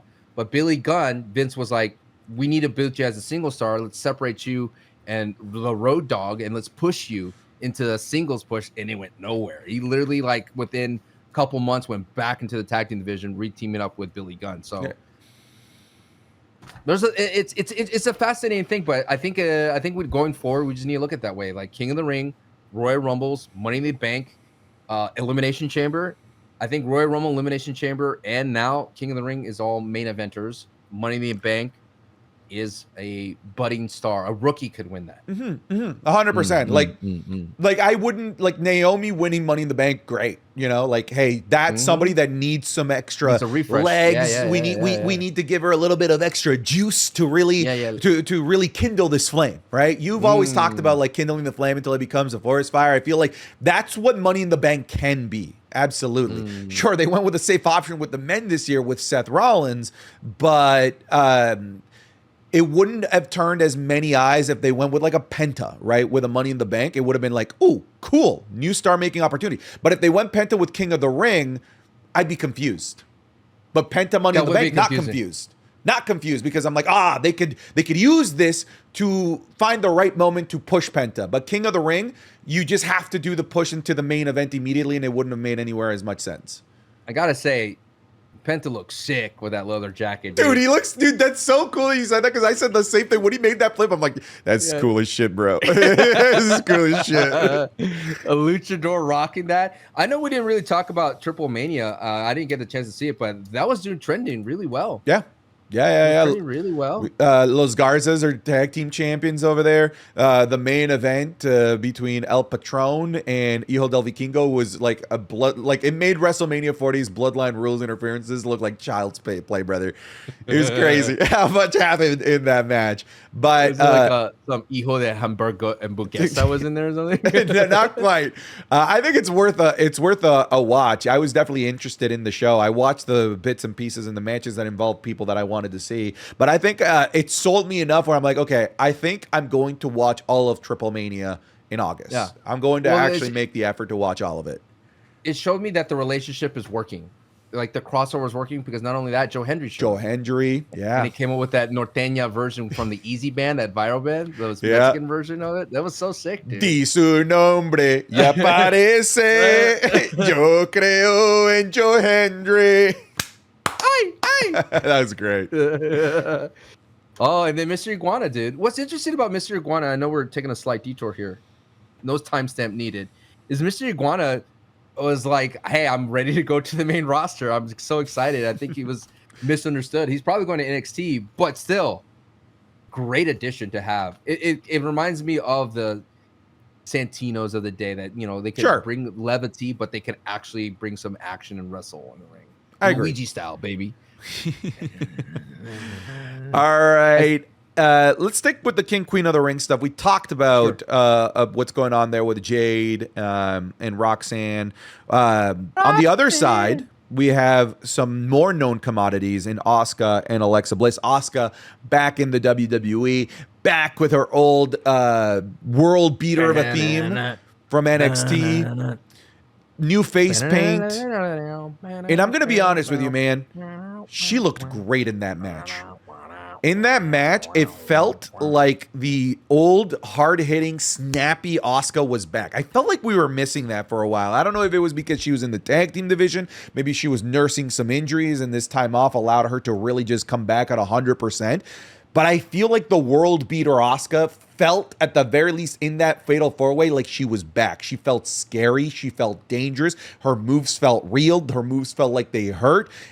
And if you're telling me that they want to give her King of the Ring, Queen of the Ring, so that they could go to SummerSlam, Io versus Asuka, I'm not mad about that. Give me that. Like, I'm here for WWE trying one last Asuka main event push, and hopefully they do it right. Because Asuka in the main event, she's been there, done that, won titles, and won Royal Rumbles, won Money in the Bank. She's literally done it all. But she's never felt like the it thing. And I would love for her to feel like the it thing, even if it's just for a summer.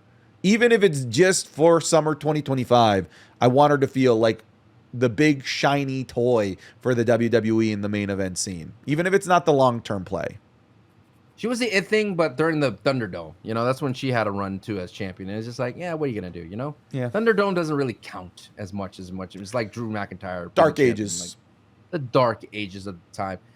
I think Asuka and Stephanie Vaquer was the perfect tease. Like, I have my complaints about Fatal 4-Ways, things like that, but there's some bright moments, and that was definitely one of those moments. And we'll talk about the men's qualifier that happened on Monday night, but that to me was a huge, like, oh my God, yes, this makes so much sense. And Asuka, I think you were right. She had more of a strong style to her. I think she has to have a strong style because she's limited in her mobility. So she's going to hit harder in terms of, I don't think she's going to do that flying armbar counter that she used to do. Like, there's a couple of things that she's nerfed on, and she debuted a new finisher, the Empress of Impact, something like that. Throw an ass. Is what it was. Is all it is. It's the rear ending, which is, it opens up the door. I think if I was the WWE, I think I would pivot to Asuka and Io. And why not have Asuka add that accolade of being the queen of the ring, have her go up against Io at SummerSlam, and then have Naomi cash in on that. Sure. Because I still think you can get to Naomi versus Jade Cargill for the world title between now and SummerSlam without Jade Cargill winning the Queen of the Ring. It's the magic flute, brother. The magic flute in Mario. You could go anywhere with that briefcase. That is true, I guess. It's having the warp tunnel in Mario Party. That is what it is. Oh, the warp pipe. You know what I mean? You're like the gold one. You're like, oh, guess what? Bam! Double star. Bam! Dude, my favorite thing is I was playing Mario Party with my daughter, and my favorite quote is Cody Rhodes was saying like, "Dude, I hate Mario Party. It's all work." Like all of a sudden they're giving stars just because you land on the most green spaces. What's that all about? And it was funny because true, because I was winning the whole entire time, right? I'm Goomba and I'm dominating. I got like 120 coins. My daughter doing her best to keep up, finally gets a star near the end. The computer gets another star, and here I am, dude, no stars. But hey, guess what? Rewarded 2 stars in the end, ridiculous. Brother. And I get the gracias. I'm sorry, 7 years old. You got to learn the hard truths of Mario Party, and that's what happened. She's like, but wait, got to learn. I was in the. You're like, but wait, Dismal. Oh, honey, don't worry about the bonus stars. You forgot about those, didn't you? I'm also going to be, since we're at that point, I'm going to just be a jerk and say that you are grammatically redundant, saying that you were winning the whole entire time. Whole and entire mean the same thing. You're winning the whole time, or you're winning the entire time. Pick one. Whole entire. That's like saying you had a great good day. Come on, Sancho. Come on. Sancho, come on. Sancho, when I look at your grammar, I'm disappointed, Sancho. I have terrible grammar. I think I have undiagnosed dyslexia. Dyslexia, whole entire. It's okay, though, because that's like a thing people say. I always call it out. It's like, don't say whole entire. You're that whole guy. Or entire. I am that guy. I am that guy. You're that guy. Look at you now. Look at you now. Look at you now. Do you read comments and you just ignore them, but you think you could? You ever wrote a comment out, long comment, paragraph, thought out, you're like, not worth delete. Yeah, 100%. Just like getting it out of your system is enough, and then you're like, I don't need this out there. Speaking of getting out of my system, I got to get this out real quick. Get it out. LA Knight should be on Monday Night Raw, baby. Come on now, LA Knight. You thought he was dead? Did you think he was dead? Nah. Did you know that right now, if you look at the stocks, sir, of Glaze. See this. Look.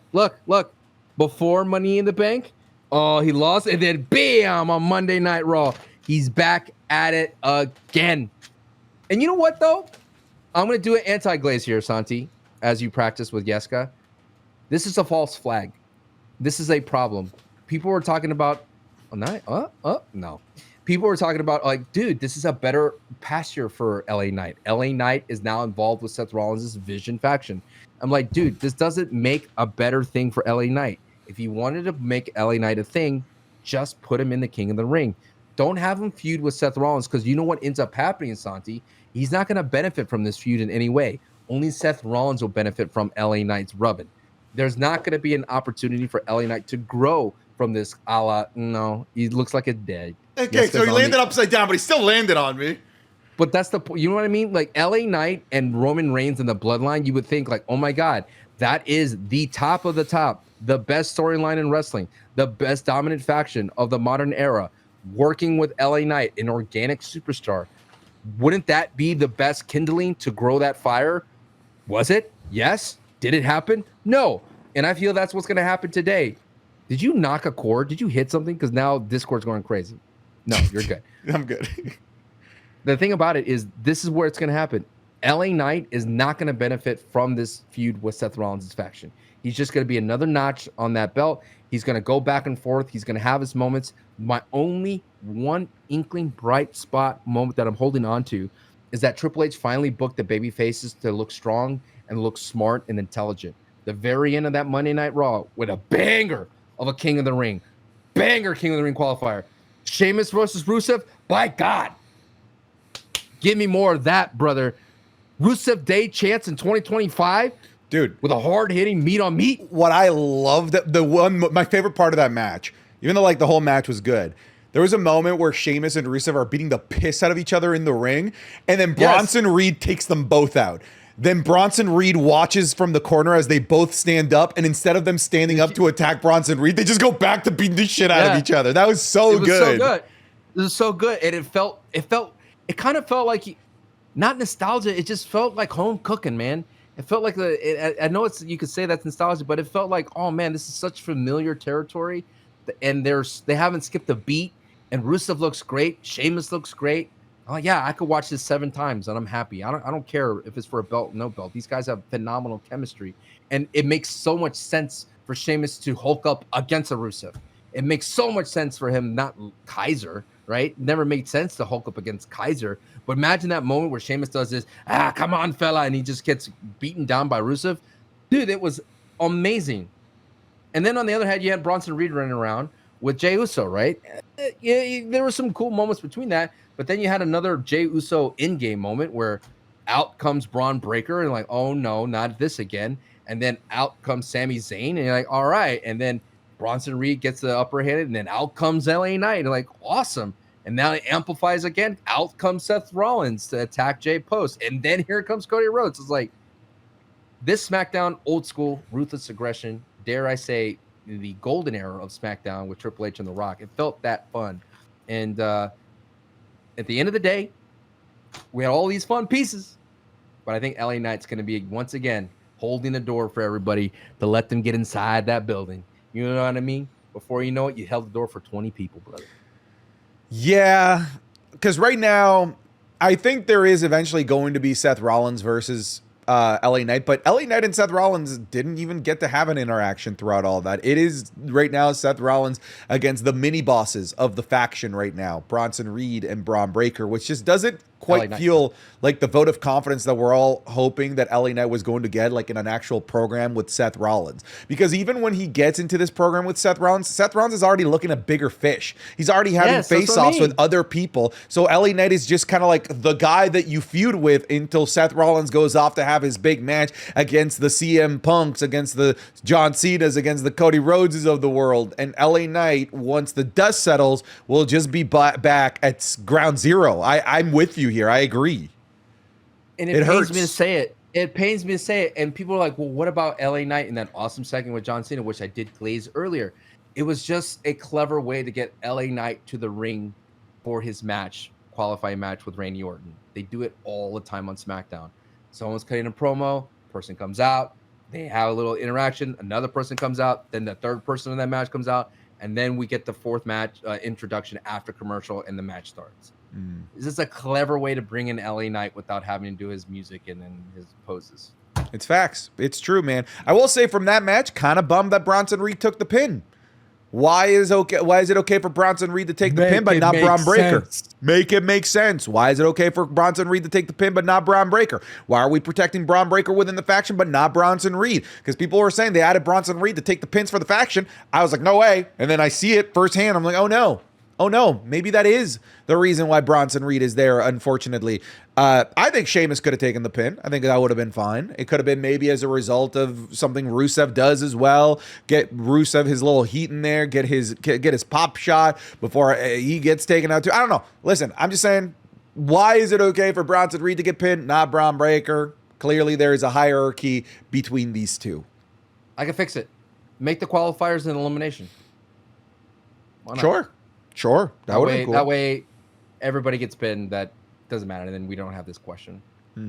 I mean, did you like when Rusev put in that Rusev accolade? The accolade, yeah, but like that used to be an insta-tap move, and over there is just Jey Uso just like basically like just chilling, having a good time in it. Well, I'm telling you, there's another version of it. That feels good, Rusev right there. It looked like he was getting a nice little stretch, man. It looked like he was, working out the kinks. But there's in his a bag. new version of it where he locks it in, like he cinches that bad boy in, dude. I love Rusev. I don't know what it is about him. Maybe it's like the new love. It's his jacked body. Ryback. Dude, he's using that jacked body for good, dude. And his intro has a lot of aura too. The eyes only, and then the silhouette. Yeah, when he does it, when he's not late to it. Yeah, when he's not late to it, it looks sick. I agree. And on top of that, Penta looked cool too. Oh, he looked like $1 million, man. Dude, imagine him riding around in a Harley Davidson with his mask, with his paint, and that leather jacket. Oh, dude, coolest dude in the planet. Shout out to Penta winning our weekly award of coolest guy of the week. We've done that every single week. Who's my coolest gal of the week? Nikki Blackheart, my friend. You ever heard of Nikki Blackheart? I have. Coastal Championship Wrestling? Through you. You introduced me to Nikki Blackheart. Badass. Nikki Blackheart, I saw on the timeline, AJ Francis commented on it, and eventually it got over 3 million impressions, so it just rose. The cream of the crop rose. Yeah. I think she's going to be a megastar. Truthfully has the build to be a Rhea Ripley beater. It just looks like that person that could be the answer to it. Like a doomsday growing in the distance, making the way to the planet Earth where Superman reigns. So I really do think, keep an eye out for Nikki Blackheart. I think it's really cool. Just the physique and this power slam that she did was amazing. It was so clean, not like Goldust levels and Randy Orton, but just power. And that always is interesting when there's a women's wrestler with some fluidity power, fluidity. This is ooh. Cool gal of the week and powerful. Yeah, cool gal. We should make that a segment. Our podcast is literally called Wrestling is Cool. Yeah, we used to do that. Used to do. You brought something, I brought something. Yeah, maybe we should do it more often. Shout out. Well, we should do this more often. More than people want us to do this for 5 hours. Some go podcasts go 5. I'm like, are you crazy? Yeah, shut your mouth. Shut your mouth. All right, you get 2. Yeah, this used to be 1 hour. We promised 1 hour, and now it's 2 because you whined. You're not getting 3. You're not gonna get 4. I turn into a pumpkin at hour 10. All right, you're lucky. You get what you get. 2 hours. Speaking of being lucky to get what we get, we're finally getting Carrie and Cross appear on non-commercial segments. By the way, I'm not convinced that wasn't originally supposed to be a commercial segment, because I think that they had to pivot all the timings with Liv Morgan's injury. Oh, you're right. I wouldn't be surprised if that was supposed to be a commercial segment. But yeah, Carrie and Cross officially getting a match with Sami Zayn. The world rejoice. We still don't even know what the match is, because Sami's saying, eventually when I'm done with King of the Ring, at some point after that, yeah, I'm coming after you to kick your ass. I'm going to go to Adam Pearce. Okay, so when? It could be weeks. It could be months. We still don't know when we're going to get a Carrion match. What happens first? GTA 6 or a Carrion Cross match? The fact that it's even a competition speaks volumes. It blows my mind, and I think what people have the most problem with this era of wrestling is the management tells the wrestlers one thing and they don't mean it. Do they mean that anyone could get big if they listen to the fans? Clearly not. I mean, clearly Carrion Cross is a problem that they don't see it as an opportunity, Santi. They see it as a problem. You know what I'm saying? There's some instances you're like, well, I don't know, content creating. Someone liked this video I made of my reaction to kitty cats. What am I going to do? Oh, man, I'm the kitty cat guy now. Oh, no. 2 more kitty cat videos, you idiot. So that's what we're doing. It's he gets some of the biggest pops, and it just blows my mind that, I don't know, man. It's like a puzzle I'm tired of talking about, When is Half-Life 3 going to come out? The hell if I know. Hell if I know. Dude, there is still so much copium out there that it's, he's gonna cost Sami Zayn the King of the Ring final, and then we're gonna have Carrie and Cross go after the world championship. Shut up, all right, man. We're stop it. We are at the point where we are begging for scraps, and you think that they're gonna give us a banquet of Carrie and Cross? we take the little victories that we can with Carrie and Cross. All right, we had him on TV, we had him in a nice segment, and he's getting a match somewhere eventually. So when Randy Orton won his qualifier, and I go, and look, us LA Knight fans get nothing once again. It's getting traction, and then people are talking about Carrie and Cross. I'm like, bro, look, be me. I'm both of their fans, Carrie and LA Knight. It's a double negative for me, okay? And this double negative doesn't turn to a positive. I've already lost one, all right? You know who I lost already? Huh? Who? Braun Strowman, all right? I lost Braun Strowman already. But you know what? I'm afraid that's going to happen, Santi, that the WWE is going to lose the Wyatt Six. I am flabbergasted. I watched that match with high hopes that this was going to happen. You had Bo Dallas, Uncle Howdy. He's going to test the brotherhood of the tag team division. I'm like, ooh, all right, man. Let's go all get on in. Let's see what we can do to test. First test, everybody's scared. Ooh, I don't want this DIY. It's like, no. Street Profits, you do this. No, for Axiom. No. It's pretty deadly, not pictured. But everyone's like, no, I don't want to face them. They're building them up that they're scared. And who do they get? Vanilla Motor City Machine Guns. And what happens? Nothing. The crowd is dead silent. Dexter Lumis forgets the spot. Don't know what happens. Confusion. It was a mess. It was a mess. It wasn't good. That crowd was actually good. That crowd was actually good. They were bad for that. And that I don't think is something I can blame the crowd for, because again, they were good throughout the entire night.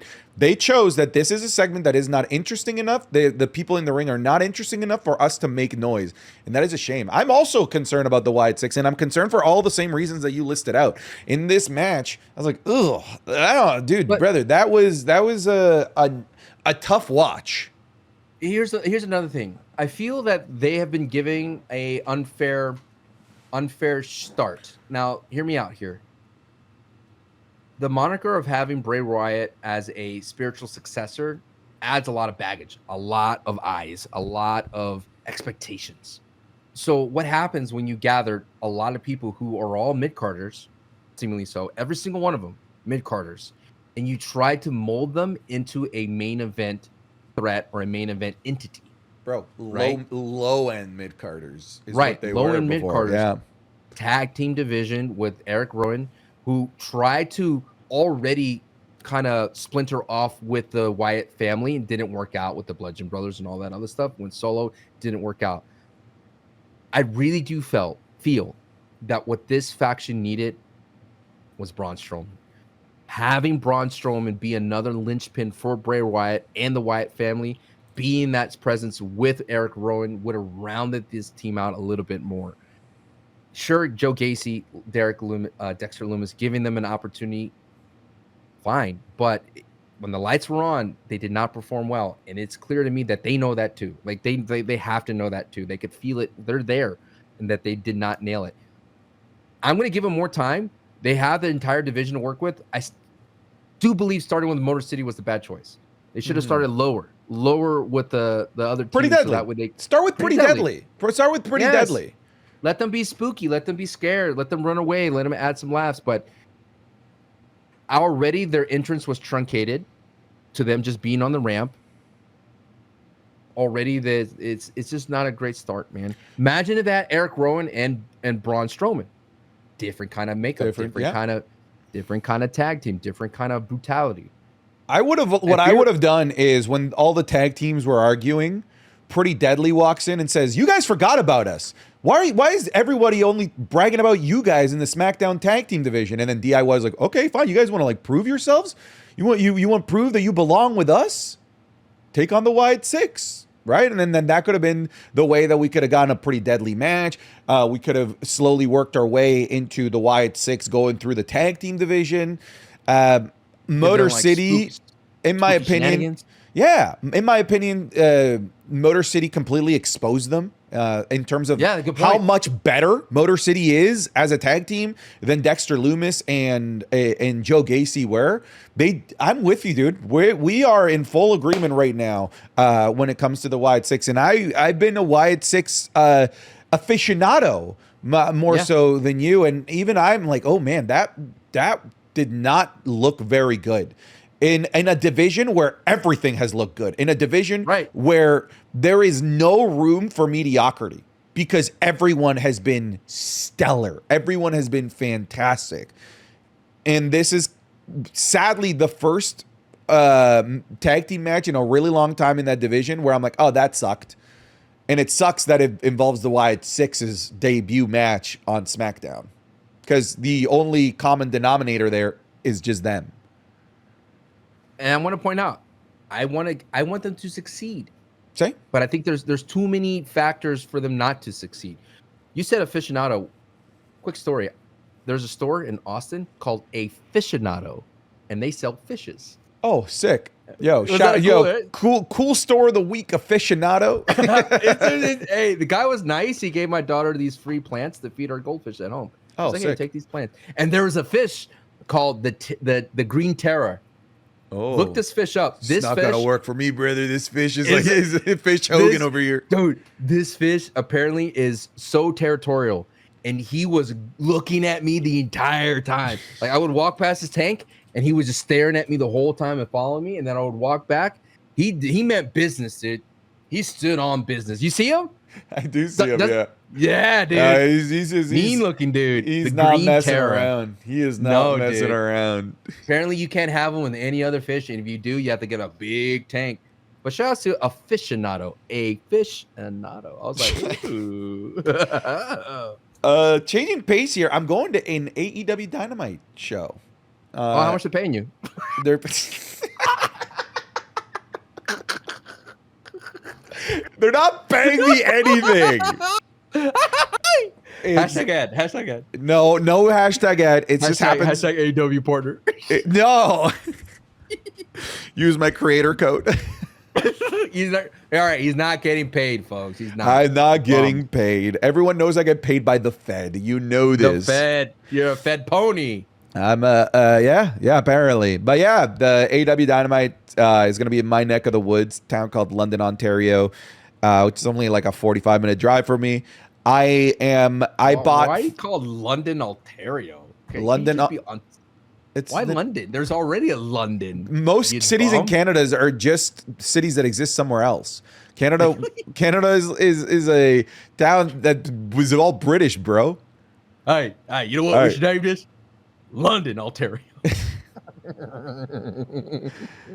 Anyways, aside from you hating on the name of London, Ontario, that's where it's going to be. I got myself the front row VIP experience. I'm going to document it all. I'm going to document what it's like. Is it worth it? Alan owns. Yep. But I'm paying this full out of pocket, not sponsored. I'm just going to tell you, was it worth it? Was it not? How does it compare to a WWE like major experience? I'm going to document the whole thing. Apparently it comes with photo ops. I think I get to meet some wrestlers. Should be fun. Cool. Should be fun. What wrestlers? I don't know. You don't know yet? I don't know yet. But the seat I have is the entrance ramp first seat on the corner. So, that's a good spot. Yeah. Side or the camera side? Camera side. Oh, sick. Yeah, it should be fun. Should be a cool spot to be in. I've got my Meta glasses as well, so I'll be filming some moments through the Meta glasses. I think it's going to make for a fun video just to show you guys what the an affordable VIP experience, because it is expensive, don't get me wrong, but it's $400. Okay. That same thing for a Monday Night Raw. $400 is lower bowl. You know, they spit on you for $400. Meanwhile, here they really do roll out the red carpet. So I'm excited because I haven't been to a Dynamite before. Wait, have I been to No, I've been to a Collision. Never been to Dynamite, and I've been to a couple of AEW shows. It's a lead up to the show that's in Toronto, which I still don't have tickets for. I'm gonna buy last minute tickets there for that. But yeah, it should be a good time, man. Like I got kind of inspired by your trek to Dynamite all those months ago, and I'm like, all right, yeah, it's a Wednesday. $40, by the way. Yeah, I mean, I'm not doing any Wednesday nights are kind of like a free night for me.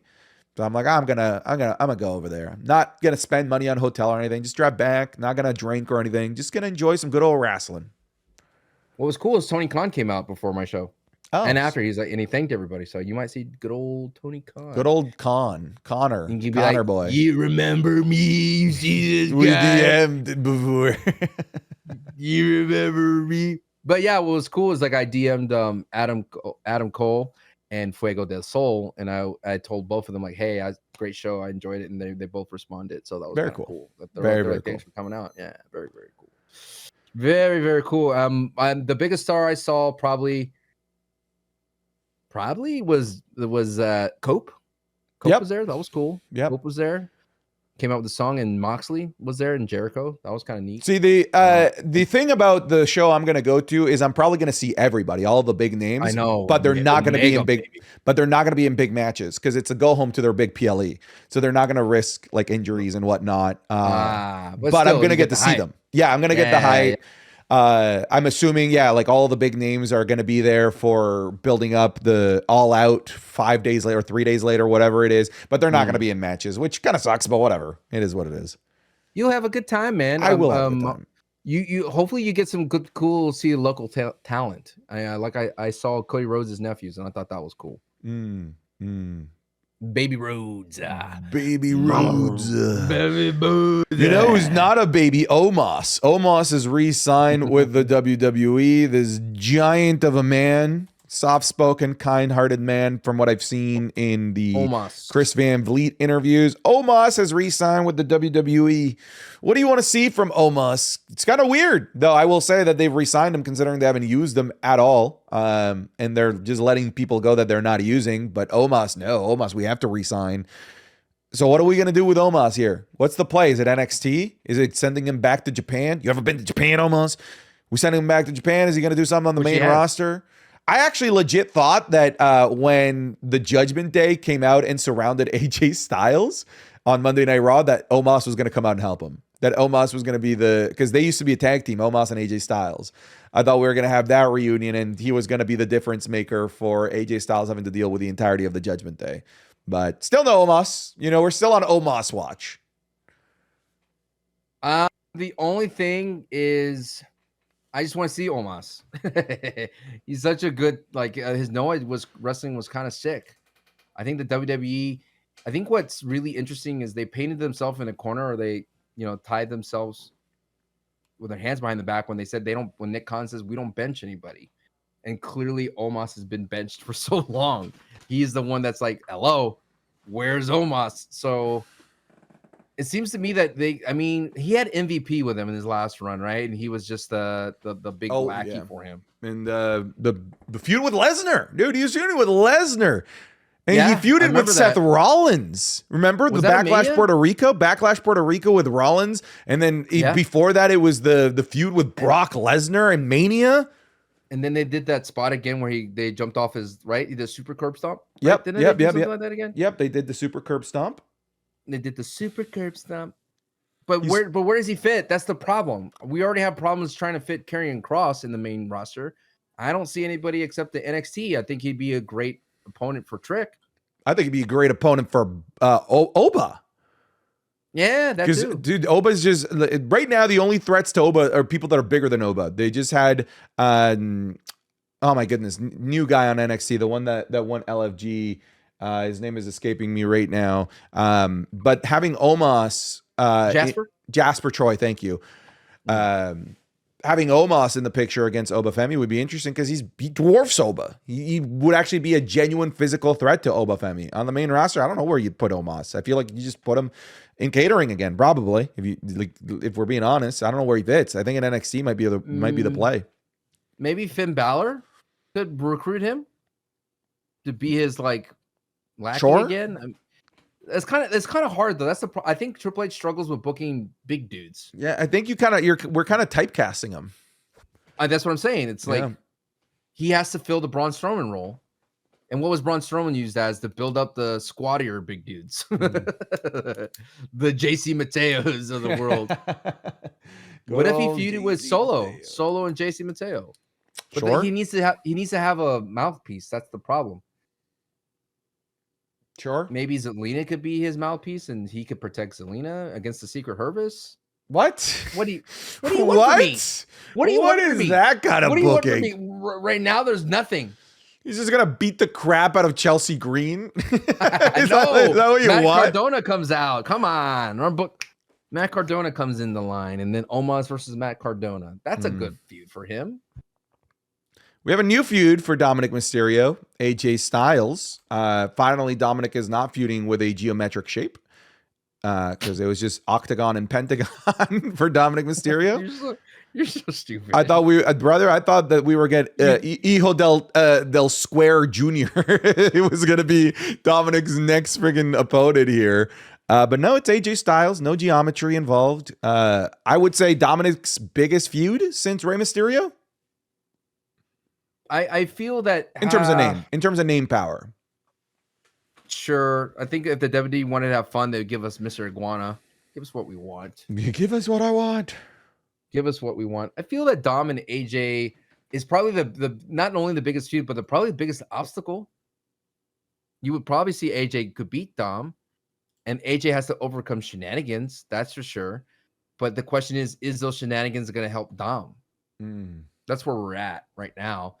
And is Night of Champions the best place to take the belt off of Dom compared to, like, I don't know, a SummerSlam? No, I don't think he's in danger of losing this thing at all. No, it's just poor AJ is going to fill the void, the legacy void. Notch on the he beat a legacy champion. I think it's literally to build Dominic Mysterio as a champion. I think that's the role he needs to play, unfortunately. Unless they want to actually like take it at AJ Styles seriously, which they just haven't been. I think he's just there to build Dom. I think AJ Styles' injury kind of makes WWE hesitant to put things on him, long programs for him, because he's been in a weird spot. I mean, that feud against Logan went nowhere. The thing with Carrie and Cross literally went nowhere. What are you gonna do, brother? What you gonna do if you have someone as I just feel AJ and Dom don't mix though, promo wise. And AJ blew it the first time. Okay, old man. I know. It's like, sure, you old fart, get out of here. That's practically what they could have said. Dom already won the feud just off of that segment. That's what I'm saying. There's nothing that AJ's gonna get over. I feel like when AJ feuded with Logan, it was clear as day that there was nothing that AJ and Logan could talk about. It's like two guys hanging out, and one of them just they don't have anything in common. So what do? They just stare at each other. Yeah, we're just here because their wives are friends. Yeah, exactly. You ever feel like the way that you go out there, you see all these other older dads and or dudes your age or younger, and you're just like, I have nothing in relation to you. Oh yeah. You guys want to talk about Cody Rhodes? Hey, let me teach you about Mr. Iguana. Teach you the ways. Sounds like something out of Seinfeld. Mr. Iguana, Jerry, the luchador. Oh my goodness, Kramer, what are you doing? Why are you buying so many stuffed iguanas, Kramer? You are the Kramer of this relationship. People are trying to buy iguanas, Jerry. WWE shop doesn't have them, Jerry. All right, let's get the new heat order. We're clearly burning time here. We're burning the midnight oil. No, Santi. All right, new heat order, folks. We're over the new to the show. We talk about who's bringing the heat, who's bringing pizzazz, who makes us the most excited to tune in week after week, time after time, to invest 5 hours out of our week, Santi.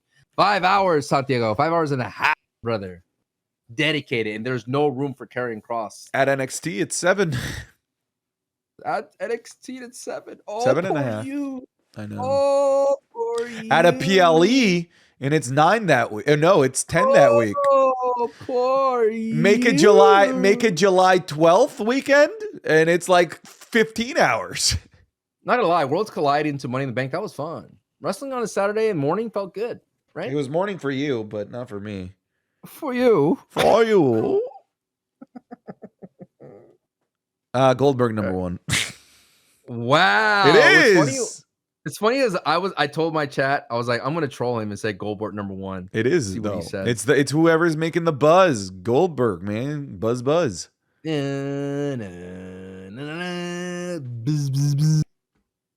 You know what we should watch? We got a cameo from Gilbert.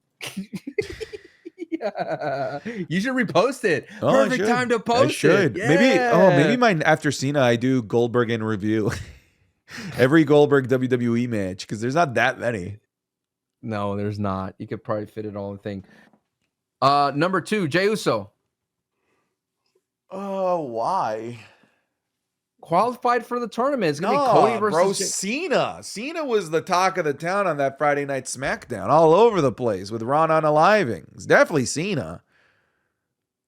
Come, see, you're writing it down because you know I'm right. It is Cena. I'd put Ron over Jay. Ron unaliving's over Jay. Talking point. Uso. Dude, he's out here crashing moments with some of the biggest stars in the business, setting up a match for free TV with John Cena. Are you going to tell me that you're not going to put LA Knight on this list? No, we'll put LA Knight. He's on here somewhere. Now you want to? Now do you want to put Jey Uso? I'll allow you if you want him now. It's like you promised me ice cream after the game, and I'm so excited. We have ice cream at home, Sancho. No, it's not the same. Ron unaliving, Jey Uso. Can I get a bigoting for Sheamus and Rusev somewhere? Penta, Rusev. Nothing for Seth Rollins. The return of Randy Orton, bro. All that's bigger. Stop Randy it. Did nothing. You did not just scoff at Randy Orton.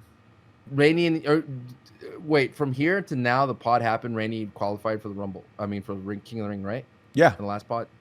It was on Friday. He returned, huge pop, teased the match against Cody Rhodes, and won the match. That was a sick Carmelo Hayes spot. You gotta give that. Yeah, it was. Was. Yeah, so put him down. Write him down. Randy Orton.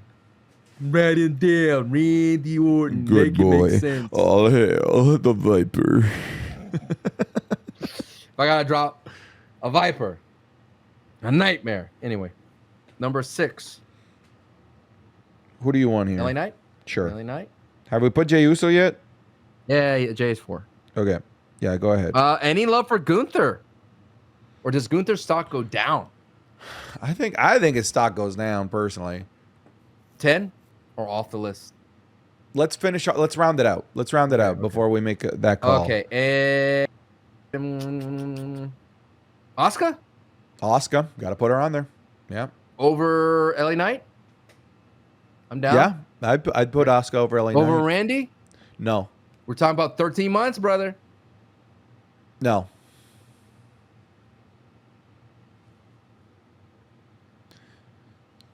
I mean, we forgot about Liv Morgan.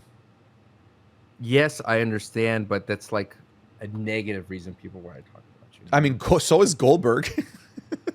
Yeah, you got a good mix. Liv Morgan's all bummer. Yeah, no, I hear you. I do understand where you're coming from. Yeah, we're not going to see her for a while. It's been a long time. Hey, copyright. That's too good. How many do we got left? 3. All right, I'd be down to do Gunther. Goldberg. John Cena. What's CM Punk? Yeah, CM Punk. Let's put CM Punk in there. Okay, CM Punk. Let's put Gunther at 10. How about Naomi? Naomi with her Money in the Bank promo. Post Money in the Bank. I was like, okay, they're making all the right moves, teasing a cash in, but not looking like an idiot. She kind of looked like a Dumbo. No. What are you gonna do, dude? She could have hit Nia Jax with a briefcase. You have a briefcase in your hand. Hit her. Yeah, but I like that she was like looking at her and then like smiled like, nah, I'm good. Nah. Like it was her choice, unlike with all the other fake cash-ins where they all just look like buffoons. She made the self-agency choice. I understand. Glass in my hand. Real glass. My phone. Oh. Real glass. Can I make a case for Rusev? Rusev Day chants were loud, bro. Rusev Day in 2025, man. This is probably the only time Rusev will be on this list. Okay, fine. Throw Rusev in there. I'll let you have a Rusev. Okay, I could take Gunther off at 10 and put Naomi. No, yeah. Okay. Yeah.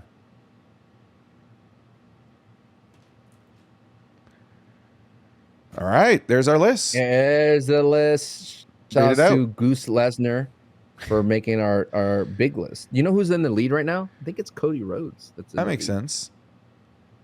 We have Naomi, Rusev, CM Punk, LA Knight, Asuka, Randy Orton, Jey Uso, Ron on the Lions, John Cena, and Goldberg. Goldberg. Dude, I'm telling you, find that cameo and be like, "You're telling me this guy's gonna be Gunther?" That's the tweet right there, dude.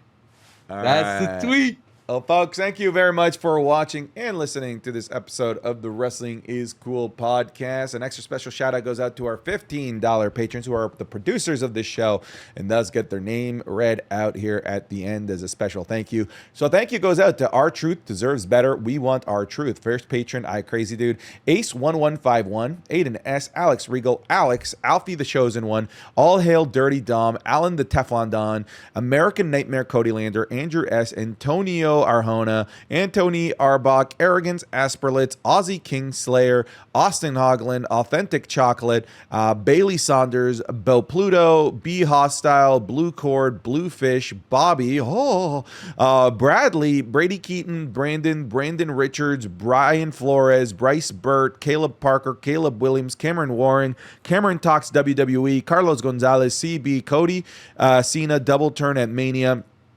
Chase Rose, Chimchars Collectibles, Chris Butner Lucas, Chris Estes, Christian, Clay, Colby Mayo, Cookies for Sale, Cool Whip Tim, Corey King, Cooler Hair, Sci-Fi, Dalton Dunbar, Danny Lamb, Danny Gunk, Dart, Darian Dunstan, David Nelson, Derek Barnhart, Devin Geertz, Digi, D. Lopez, Doug Dimmadome, owner of the Dimsdale Dimmadome, Drew Peeballs, nice, Dumsky, Dylan Ariola, Sean, Edgar Nation, Eduardo Avila, El Yochi, El Sapien, Eric Crosby, Eric Ruiz Romero, Aaron Thorne, Isat, Stephanie Vaquers, that referee. Nice. That was good. Vaquers, yeah. Fishing with Papa J, Fletcher Walpole, FMFCMA, Forever Wrestling, Fug Nugs. We have Gamerscape, Gilbert Deans, Goatman of Cheese, Goose Lesnar, GXA Man, Hartfelt, Heath Robertson, Henry Vayman, Hay Shakes, Hoodie Cam, I'm Rick James Bitch, Ian McNugget. If Oldberg wins the world title, I shave my head. I'm Braun Strowman, Isaiah Rodriguez, Isa says, acknowledge AEW, you cowards. It's Mista, it's just Astro Kid, Ivan Martinez, Jack Gibley, Jack Harris, Jackson, Jacob Fat 2, spelled with the number 2 there. Jacob Marathon Mueller. development update. Marathon from Bungie has been delayed. Brother, just cancel that thing. That thing's gonna can that entire company if it goes out. That game's gonna suck ass. Jacob Pena, Jacob Saffel, Jaden Solomon Jones, Jake Shavoya, Jacob Kufis, James Brown Balago, Jason De Dios, Jason Vane, Javier Rodriguez, Jalen Steele, Javion McDuffie, Jace Angel, JC Worley, Jean Carlos Capellan, Jeremiah Finley, Jeremiah Kelly, Jahihi Ahihi, JJ, J-Man, Joe Velez, Joe Romig, Johnny Owens, Jordan Lynch, Joz Beeb, Joseph Bryan, Joshua Tipton, Juicy J, Juliana Sarfi, Justin Brooks, Justin Perkins, Caleb Martin, Kevin Bega, Kevin Davis, Kayon P, Kuwaiti Rick Boogs, Kyle P, featuring productions, LA Night Glaze all over my body, Let's Go Sancho, Santi Sucks, Liam, Life of Brian, Lil Shifu, Luis Jimenez, Luke Parker, Mark, Marnie YCSM, Matthew Dollar, Matthew Oberg, Matthew Watkins, Mossy, McQueen X, Mackay,